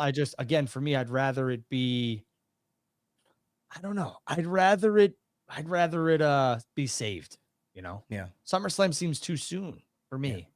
I'll tell you what, SummerSlam, if Cody wins the world championship from Roman at WrestleMania, book it. Cody versus Randy Orton at SummerSlam. Yeah. See, that's huge. That's box office. Yeah. That's main event. Yeah. And you could have, Punk and Gunther at SummerSlam for the World Heavyweight Championship. I do believe that Punk will win the World Heavyweight Championship before he even touches that Universal Heavyweight Championship. Oh, yeah, absolutely. Top name being considered for Roman Reigns' Royal Rumble opponent right now. There are a couple of names at the top. Are you fucking kidding me? It's Randy. That's it. No. Why? Roman Reigns' Rumble opponent? Roman Reigns' Rumble opponent, I would prefer to be AJ Styles. Go get the fuck Bro, you're saving Randy for fucking 70,000 in Perth, Australia, man. What are you talking about? No, you're not. No. Is Roman not working that show? I mean, I think he is. I'm not sure. I'd have to go look at. What do you do in front of 70,000 people? LA Knight? You have Cody. Now you have Cody win the Elimination Chamber, bro. Randy and Roman is happening at the Trop. That's way too big AJ of a match Styles. for the undercard for Royal Rumble. They did Seth and Roman last year, didn't they? No, it 2 was years ago, Kevin Owens last year, wasn't it? Well, 2 years ago, didn't they do Seth and Roman? And Seth came out. Well, I to the mean, Shield Roman Seth is not Roman Randy. How dare you? You just said that fuck Seth Rollins is a world championship in regards to Steve Austin. What? Never Yeah. mind. Bro, I'm telling you, man, I talked about this on my Raw review last night. The undercard doesn't need to be that stacked, man. Those are WrestleMania matches. Randy and Roman, and then you're going to do Punk and Rollins on the undercard of the Royal Rumble? Yeah. That's ridiculous to me. Well, I mean, if for some reason you can't get Steve, because here's the thing, here's the deal. If you watch wrestling, you understand that, which I said, a lot of the WrestleMania stuff starts at Survivor Series. So all signs would be pointing to a possible Punk and Rollins match at WrestleMania. But if they could get Steve on board, you could easily hotshot this match, which I don't even know if it is a hotshot, because I'd be like, that's where we're headed, the Punk and Rollins. But Steve's going to make his decision rather shortly, because just like Taker, if you watch the Taker doc, Taker would tell Vince 3 to 4 months in advance whether or not, hey, you think you could be a go for Mania? And it's like, yeah, I'll be there. Or nah, I don't know yet. Can I get another? So Austin's going to have the same type of feelers right now, which WWE has sent out feelers. I can tell you that right now. Yeah. So again, Steve makes his decision maybe after the new year. Watch out. I mean, that'll tell a lot. I mean, the Royal Rumble card, the way it shapes up, is going to be very telling on if Stone Cold Steve Austin has decided to wrestle at WrestleMania this year against Punk. Because if they do Rollins Punk now, like I said earlier, if they do Rollins Punk at the Royal Rumble, then more than likely we're getting Austin and Punk at WrestleMania. And, I mean, as of right now, the Perth show, the Elimination Chamber, Roman Reigns is not advertised. I mean, he wasn't advertised for Money in the Bank either. So, right? No, I'm just saying he is not advertised. Yeah. And for the Royal Rumble, him, Cody, Seth, all advertised. Yeah, I mean, it's gonna be crazy to see what they do, man. If Austin, because right now the way things are playing out on TV, I'm not even including Austin because he's not on TV right now. I'm having Punk win the Royal Rumble. That's the way I see it with the current landscape of WWE right now. If Austin and Punk is the thing, then Gunther's winning the Royal Rumble. So it's going to be it's one decision that kind of molds these other decisions in WWE. But I mean, if that's the undercard for Rumble, bro, we got Austin at WrestleMania against Punk, and then that means we get Rollins and Punk at Royal Rumble, Randy and Roman at Royal Rumble, and then the two Rumble match. That may be the biggest Royal Rumble ever. I'm telling you right now that all signs are pointing to Randy and Roman at the Rumble. Yeah, I see it on TV. I know. Yeah, and I mean that was the plan when Randy came back at Survivor Series. And what do you do then? You have him lose? Yeah, him lose. Yeah, Randy Roman losing Reigns. his first pay-per-view match back against Roman. I mean, it's kind of silly. Stop it. It's Roman Reigns. Oh, that's a thumb to the throat by Solo Sikoa. Yeah, same shit. Well, we'll see what happens. I mean, they need another match for Elimination Chamber, so you can have Randy versus Solo. Or you might get Randy taking on, Jimmy and Solo. I don't know. Maybe Punk helps out Randy. Who knows? I don't know. And they have a tag match at the Elimination Chamber. I don't know. What I can tell you is that if you get Punk and Rollins at the Rumble and you get, which we believe, Randy and Roman at the Rumble, boy, oh boy. Yeah. That's some fucking show. That's crazy. Two more pieces of news here. One on Okada. We haven't touched on Okada yet because I know Okada was in the news about WWE going after him. Okada's reportedly on the radar of some in WWE as the pitch is Okada is older and close with Shinsuke Nakamura, who made the jump from New Japan to WWE. Now, Okada is a free agent in early 2024 when his contract with Bushiroad and New Japan Pro Wrestling expires, which would be a devastating loss for New Japan. His contract expires at the end of January, and a recent report noted that while the contract talks would typically be underway already, Okada is seriously entertaining the possibility of wrestling for a different promotion. Now, Meltzer says, Drew, that WWE feels like they have a better shot now at nabbing Okada than they did several years ago. He's 36 years old, I believe, 34, 35 years old, somewhere around there. And they feel like they have a shot to get him. Now, I don't know what the likelihood of this is. I kind of referenced it as being like, well, this would be like John Cena jumping to AEW or Roman Reigns jumping to AEW. I just don't see this physically happening because of a couple of different, and this is where, again, variables. We got Okada, who is as loyal can be to New Japan. I just don't see him getting up and saying, peace out. Two, his wife is, I don't know if people know this, a fairly large voice actor or actress in Japan. They just had a child together, not even a year old. So him uprooting his entire life to come to the United States and do what? I mean, he's not going to be somebody that you're going to use on TV weekly. I see him more in the Adam Copeland role potentially, or a Brock Lesnar role, or Roman Reigns role. And what are you going to have him do? Like, I just don't see it playing out the way people are dreaming here. Yeah. I'll say, like, your comparisons are dead on. Okada to WWE has a lot more momentum now because I truly believe that this would be the time for Okada to make the move, right? If he goes to, stays in New Japan, he's probably there for the rest of his career. I mean, you could get an Okada in 3 to 4 years from now, but what are you really getting at that point? Yeah. Because that style has really taken a toll on his body. I think the most logical, like if I'm going to be DraftKings here, or a sports book, and I'm going to give you odds, I think the odds on favorite to land Okada is AEW because he could still work in the States and work in Japan. And I think that's something that they could do. The WWE, style and schedule would be a lot more uprooting for Okada, in my opinion, than AEW would be. But I think, I'm going to go 75% AEW, 25% WWE. I think he is gone from New Japan Pro Wrestling, though. Wow, that's a bold prediction there. It was funny when they had brought Okada in for that Bryan Danielson match, that tag team match where he teamed with Claudio against Okada and Orange Cassidy. I said this last night when I was talking about it because I wanted to mention it because a lot of people were kind of putting his name attached to Shinsuke Nakamura, and Michael Cole mentioned in terms of. They were in the same group in New Japan, and Michael Cole mentioned something along the lines of Nakamura causing chaos to Cody Rhodes or something like that. Like people were trying to puzzle it out on Raw. Oh, Michael Cole mentioned chaos. That means Okada's coming to Raw. No. I'm gonna say this here because I do like to say some things that that I would say not controversial, but I will tell you this, that WWE's interest, and I will never reveal my sources, but WWE's interest in Okada is very high, and I think they're willing to pay a little bit more to kind of twist that knife. Yeah. Well, so I'm just letting you know. Well, I mean, like I was saying, I mean, that tag team match, I mean, it just felt so random. And I got to thinking, and I said this last night on my Raw post show, it almost felt like Tony Khan made that match. Now, looking back at it with this news now coming out yesterday, that Tony Khan potentially invited Okada to wrestle Bryan on Dynamite as an invitation to say, hey, we know you're a free agent. This is what you could have. This is what you could be doing. This could be your new home, blah, blah, blah. It almost was like, hey, come look at our shiny new house if you're looking for a new home,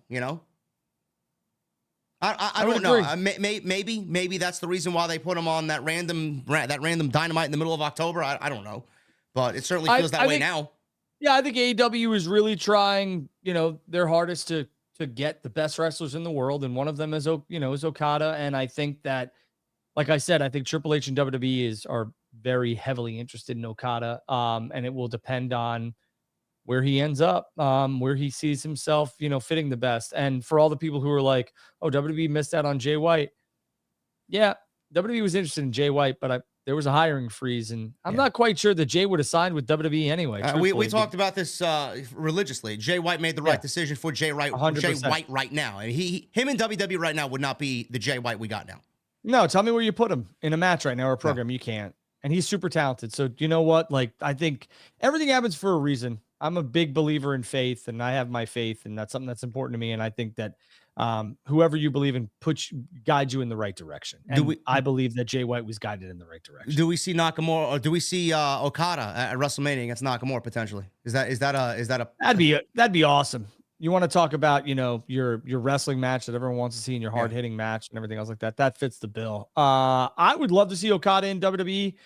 Just like I would have loved to have seen Will Ospreay in WWE, but realistically, the best landing option for Will was AEW. But I just wanted to see Will take on the WWE talent. And the same thing goes with Okada. I want to see Okada take on WWE talent. Okada has wrestled some of the AEW talent already, and that's why AEW has that pull, that draw. They're afforded that luxury where they can pull New Japan talent. They can have the matches. Some of the guys and girls can go over to Wrestle Kingdom and New Japan and work for both brands. It's really cool. Something that's really never been seen before in professional wrestling. I want Okada in WWE selfishly because I want to see some of those other matches that we haven't seen yet. Yeah, no, I agree. And one last piece of news here. WWE actually did make some layoffs this week. Brandon Thurston reporting that there were mass layoffs today not today, but this week at the WWE company headquarters. The number of people being let go is unknown, but this follows the 100-plus employees that were let go in September after the TKO merger became official. One notable name was released. An on-air personality, Mackenzie Mitchell of NXT, backstage interview was let go this week, and the cuts and firings are not expected to the main roster right now anymore anyway, but these should not be unexpected since the company is looking to cut redundancies in various departments. Mackenzie Mitchell was actually very good at her job. I don't know why, of all people, they let her go. Rather odd, but I mean, she's a beautiful lady. She'll find work somewhere, I'm assuming, if she wants to remain in pro wrestling. Yeah, and I think it sucks for Vic Joseph, whose wife is Mackenzie Mitchell. So I feel for them, both good people. And you want to know what? Mergers are messy, layoffs are going to happen, and these are people's lives, so have some compassion when you're talking about them. Not you. I'm talking to everybody else out there. That's all I got on my end, man. If you got anything else that we haven't touched, I have two things. One we did talk about, but I want your thoughts on this. Adam Copeland did talk about why the match is happening in Montreal and not on pay-per-view. Here's his direct words. Okay. I've heard the why isn't this at a pay-per-view, Copeland said. To me, where is more important than when? We get to do it in Montreal. There's no other choice but to have it here. My family's coming for this one. Cousin's relative who's known Jay for years. There's something special about doing it in Canada. I'm really, really amped up to do this one. I truly think there's not another story like ours with this real story. Two friends from Orangeville, Ontario, who made it where we made it because of each other. I'm hoping this is a rabid crowd. This is what I dreamed of, working that guy in Montreal for a championship. I understand where Adam Copeland's coming from, but it would have been cooler in Toronto, number one, sir. Number two, who am I to tell you how to live your life and to live your dreams out in professional wrestling, which you're getting to do? I think it's a really cool moment, but I really would have liked to have seen this on pay-per-view. Yeah, this is the reason why he's here. This is the reason why AEW is an attractive place for him to work. And like Drew and I discussed earlier, if we do get the match, hopefully we get an actual match. Hopefully we get a story that takes us from tomorrow into the pay-per-view. And like Drew said, we get a ladder match or a steel cage match or something along those lines. It should lead to a second match. So not only are we getting it on TV tomorrow night on Dynamite, should be an exciting atmosphere, but we can also get it at World's End on pay-per-view as well. So as long as it leads into the pay-per-view match, I'm okay. If we don't get this on pay-per-view on the 30th, then we have a problem. Yeah. Yeah. I need to see a rematch of some sort if we actually do get a match tomorrow night, which I will be, glued watching. Yeah. Adam Copeland and Christian J are some of the best talent in the world. And I'm happy that they're getting to finish their careers the way they wanted to. Tony Khan revealed the inspiration behind the World's End pay-per-view name.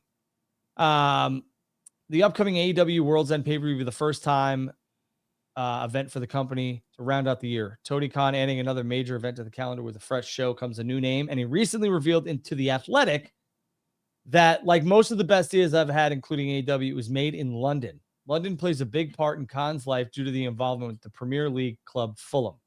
He's working as the vice chairman. However, it also played a huge role in AEW due to the fact that the English capital played host to the company's biggest pay-per-view, All In, putting on a second show there next summer, which has sold well, ladies and gentlemen. So congratulations to AEW again. It was a trip to London that led Khan to creating the name for the show, which he stuck with for that moment. It's inspired by London, Tony said. On my way to the Tottenham Spur versus Fulham match at Tottenham, he said, I'm looking for the name of the pay-per-view. We passed by the World's End pub, and I thought, that's it. Interesting, Tony. I love it. I think that's great. Me too. Yeah. Some things just speak to you. Sounds like a place I drink. The World's End Pub.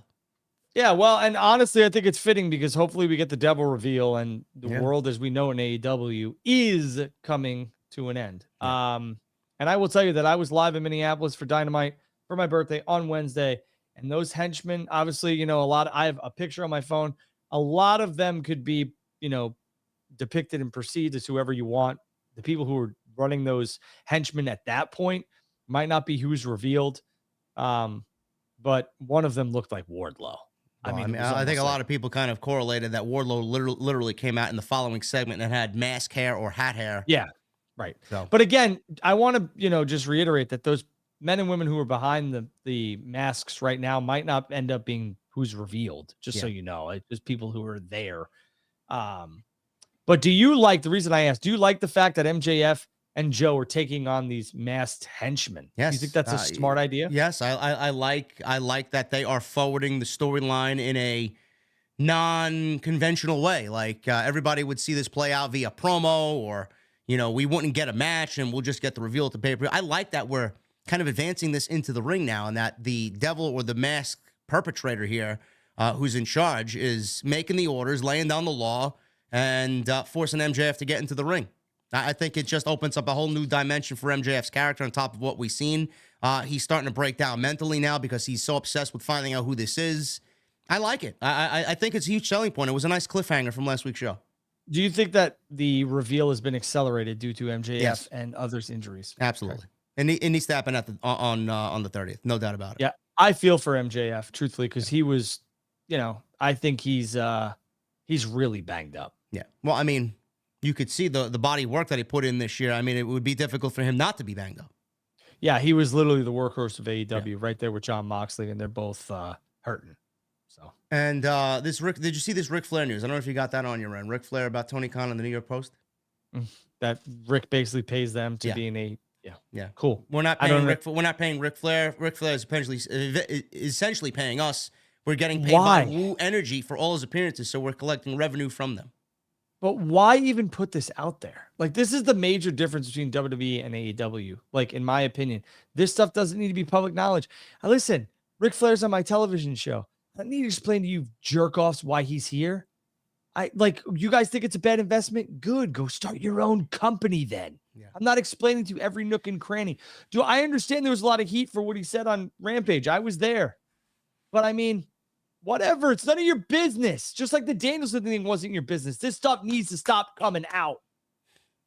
No, I mean, Tony, of all the questions he answered, that one he answered open and honestly. Everything else, I can't talk about it. Oh, no, it's not my place to talk about it. But that he answered. I don't know. Yeah, I think he just is very concerned about not looking like a schmuck.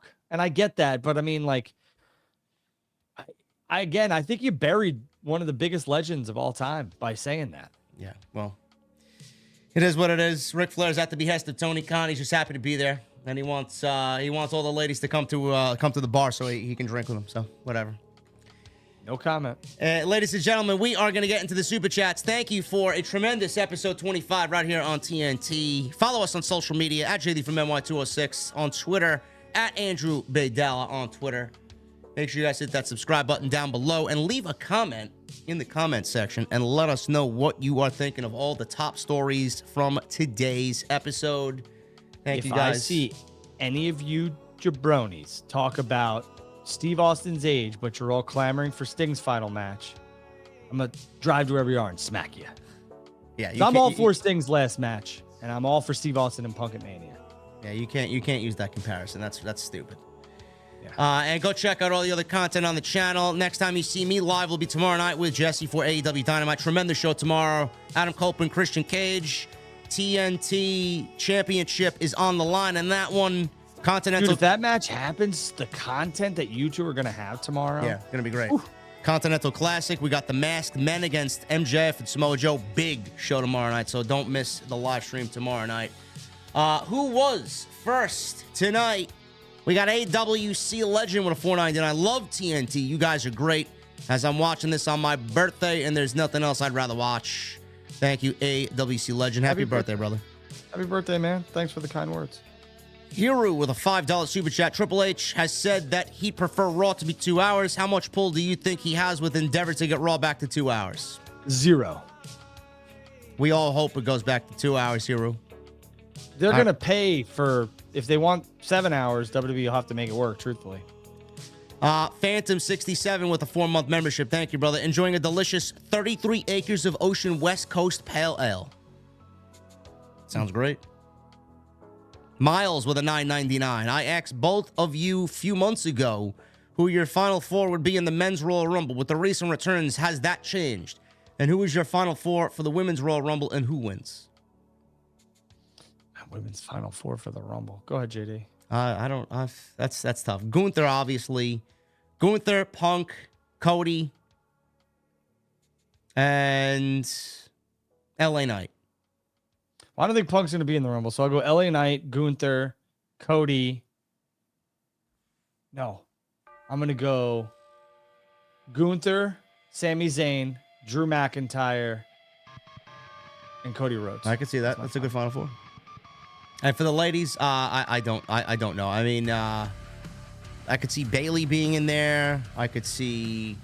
Oh, we didn't talk about Sasha. What happened with Mercedes? Well, I mean, everyone thinks she's headed back to WWE. I forgot to ask you. Do you think that's where she's going? There's a huge possibility of that happening, sure. I mean, I don't see what AEW is doing to attract her to come to AEW. True. Very true. I mean, Triple H, he... listen, the game has changed. Tony Khan needs to realize that anything that was happening years ago is not going to happen the same way this time. No, and I mean, when you got one of your biggest stars complaining about her television time, that being Britt Baker, I think that opens a lot of eyes. Yeah. Phantom, thank you, brother. Miles, thank you, brother. I think Becky wins the Royal Rumble. I don't know who's going to be in the Final Four, but I think Becky's going to win the Royal Rumble. Becky, Jade, Nia Jax. Oh, God. And Charlotte. Frank Morano with a $10 super jack. Kazuchika Okada's wife is a superstar in Japan. There's no way he's either moving to the United States, and that is pretty much required for WWE. Yeah, I touched upon that earlier, Frank. I just don't see it happening. But I don't know what she does. She's a actress, voice actress. Okay, so she can't do that here? I mean, she speaks Japanese. Okay. I mean, it's 2023, brother. People can work from anywhere. I guess. Maybe she's an actual actress. I don't know. All right. Go ahead. Kenneth Williams with a 9 months. Thank you, brother. John Lamey with $10. Being in the VIP is the place to be. 14 months.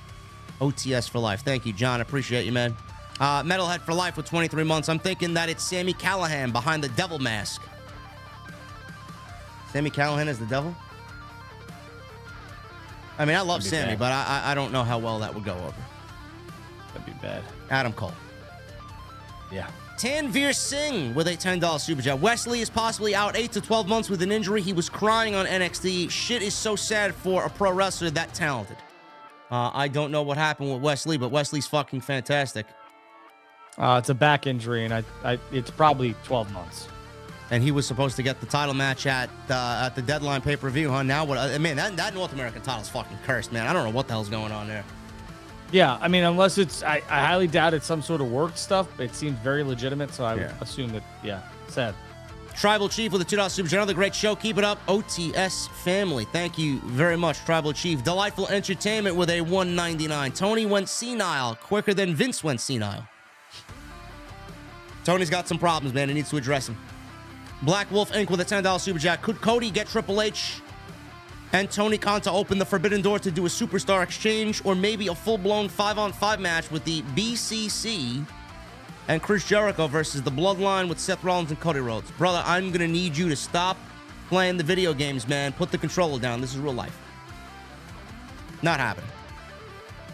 Michelle Moran with a $2 super chat. Is TK pushing his favorites? Also a problem in AEW. It's always been, Michelle. It seems like Cora Jade's voice has been linked to an NXT promo. Uh-huh. She blocked me on Twitter. Don't know why. All right, because you're a sexist pig. Maybe. No, I'm not. Black Wolf. I know. I'm telling these geeks over here. Black Wolf Inc. with a $10 super chat. Question for Drew. If the WWE PLE's attendance continues at the current pace, will WWE begin to have the Big 5 shows at stadiums more often, or even all stadium PLEs eventually? You guys make my day. Thank you, brother. Oh, thank you. I think, and JD, obviously, come in here with me. I believe that WWE will continue to do the model of Royal Rumble, International, Mania in the States, International, and then they'll go back to SummerSlam back in the States. So do I think the Big 5 will be in stadiums? Maybe. I'll tell you that the Money in the Bank pay-per-view or PLE that they tried to hold in a stadium really did not sell well. So maybe they keep that in arenas. But, the whole hitting international markets for PLEs now and making the fans in the States crave and desire their next show after WrestleMania is genius. And I think that is what you see more of. Yeah, what I do think is going to happen, I think eventually over all of the 12 months, if it's not happening already, Nick Khan is going to have bidding for all their shows. Oh, 100%. Yeah. And again, I just think Survivor Series in a stadium, that's iffy. Yeah. I mean, Chicago, 17,000 people in Chicago. I mean, it sounded great, looked great. I mean, you don't need to have every show in a stadium. No, and you want to know what? Truthfully, the performers, the boys and girls like arena shows too. Yeah. They actually prefer them because you could really hear everything, and that building is loud. And when you can get into a mass market, a big market like Chicago, New York, Texas, LA, California, and you sell that sucker out, that's a big get. Yeah. Phantom, thank you for the 100 and super chat earlier, brother. We love you and thank you for your generosity. MGM Ballin' $4.99. Great show, guys. As always, OTS and TNT for life. Drew, can I get your thoughts on people saying Boyle told media about Zach not wanting to start? Again, whether it's AEW or it's the NFL or whether it's WWE, I think this shit needs to be handled like men and women, and we need to stop, talking all this drama, bullshit, garbage, and just keep things in-house. It's just me. Eddie Foster with 18 months. Hey, JD and Drew, where do you think is the most likely destination for Camille now that she plans to leave NWA in January? Impact. Yeah, I would agree with you there. Captain Solo, 29 months. Thank you, brother. Drew, on fire, spitting facts tonight. Austin Punk would be box office money, in my opinion. Oh, yeah. Mania is sold out. Yeah.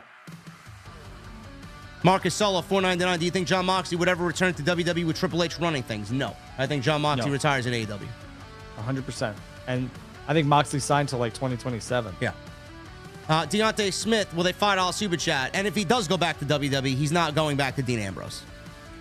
No. Deontay Smith with a $5 super chat. Where does Damian Priest fit into the world title picture? Would you have him cash in the Money in the Bank briefcase before Mania or have him do it afterwards? This is becoming more and more of a problem the longer he holds it. I just don't know because the World Championship picture is becoming something that really does not involve Damian Priest whatsoever. Jimmy and Jay at WrestleMania. Finn and Priest at WrestleMania, because Priest will try and cash in that contract before WrestleMania, and it will be unsuccessful due to my theory or because of Finn and JD McDonough, and Priest is out of the Judgment Day, and that's how you get that feud at Mania. Yeah. Take it off of him, lead it to a Priest and Finn match at WrestleMania. Perfect. And then Deontay. Priest will get his come up. Yeah. Deontay, thank you, brother. Phil with $4.99. The amount of knowledge I get from this show is insane. Thank you both for creating this show. Reach for the sky. Stay safe to the both of you. Thank you, brother. Thank you. Will Chisholm with a $5 super chat. With Bayley and her storyline and her teasing Mercedes Moné on social media, have you heard anything with her going back to WWE? Is there any smoke to it? The possibility of her going back simply because of Triple H now running the show creatively 100%, Will, there is absolutely smoke to that. AEW offers her nothing. I mean, what is there for her, really? Yeah, I would say that just like I said for, Warner Media with WWE's television rights, I think where there's smoke, there's a little bit of fire. So, yeah. I think Mercedes could end up back in WWE. Jason Barker with a $5 super chat. Did you see Sean Ross Sapp had a wrestling match and was put through a table? I saw that and I was like, I was waiting for that. Thank you, Drew and JD. Sean wrestled for charity. I rolled my eyes at the fucking backlash and just people shitting on him and what he did. Like, he earned nothing from that match. It all went to charity. Like, what the fuck are you people on? Really? Who gives a shit? Yeah, I supported Sean in this endeavor, so shout out to Sean. Good job. OTS Tribal Queen with 24 months. OTS for life. Thank you, OTS Tribal Queen. Phil with a $9.99. Never say never in WWE. But I don't know if I see Okada in WWE because you want to keep him special in terms of appearances and in presentation. I guess we will see where it goes. Hope all is well. It's a long shot, but I just don't see it happening, Phil. And if it does happen, it's going to be a lot of money and a very small schedule for Okada. Mm-hmm. And Jason Bark with a $5 super chat. Top Dollar Tree, block me on Twitter if that helps. Well, you must have said something to him because he is very trigger happy on the block button. He's unblocked me, though, for whatever reason. I don't know. What's up, Top Dollar? Yeah, what's up, Top Dollar? How you doing, bud? That's all we got, man. Any closing words before I go make myself a cold beverage? No, go enjoy your cold beverage, and I want to thank for all the support here, and enjoy yourselves, because our time on this earth is limited. There you go. Thank you guys for an unbelievable episode 25. Drew and I will be back next week. As always, episode 26. I will see you guys on Wednesday. Jesse and I are doing Dynamite as usual. I'll be doing the rest of the content this week from Atlantic City as I am picking up the Dark Horse on Friday. Oh, yes. Congratulations. Thank you. Can't wait. Thank you guys very much for all your support. Drew and I will see you next week. Have a good night, guys.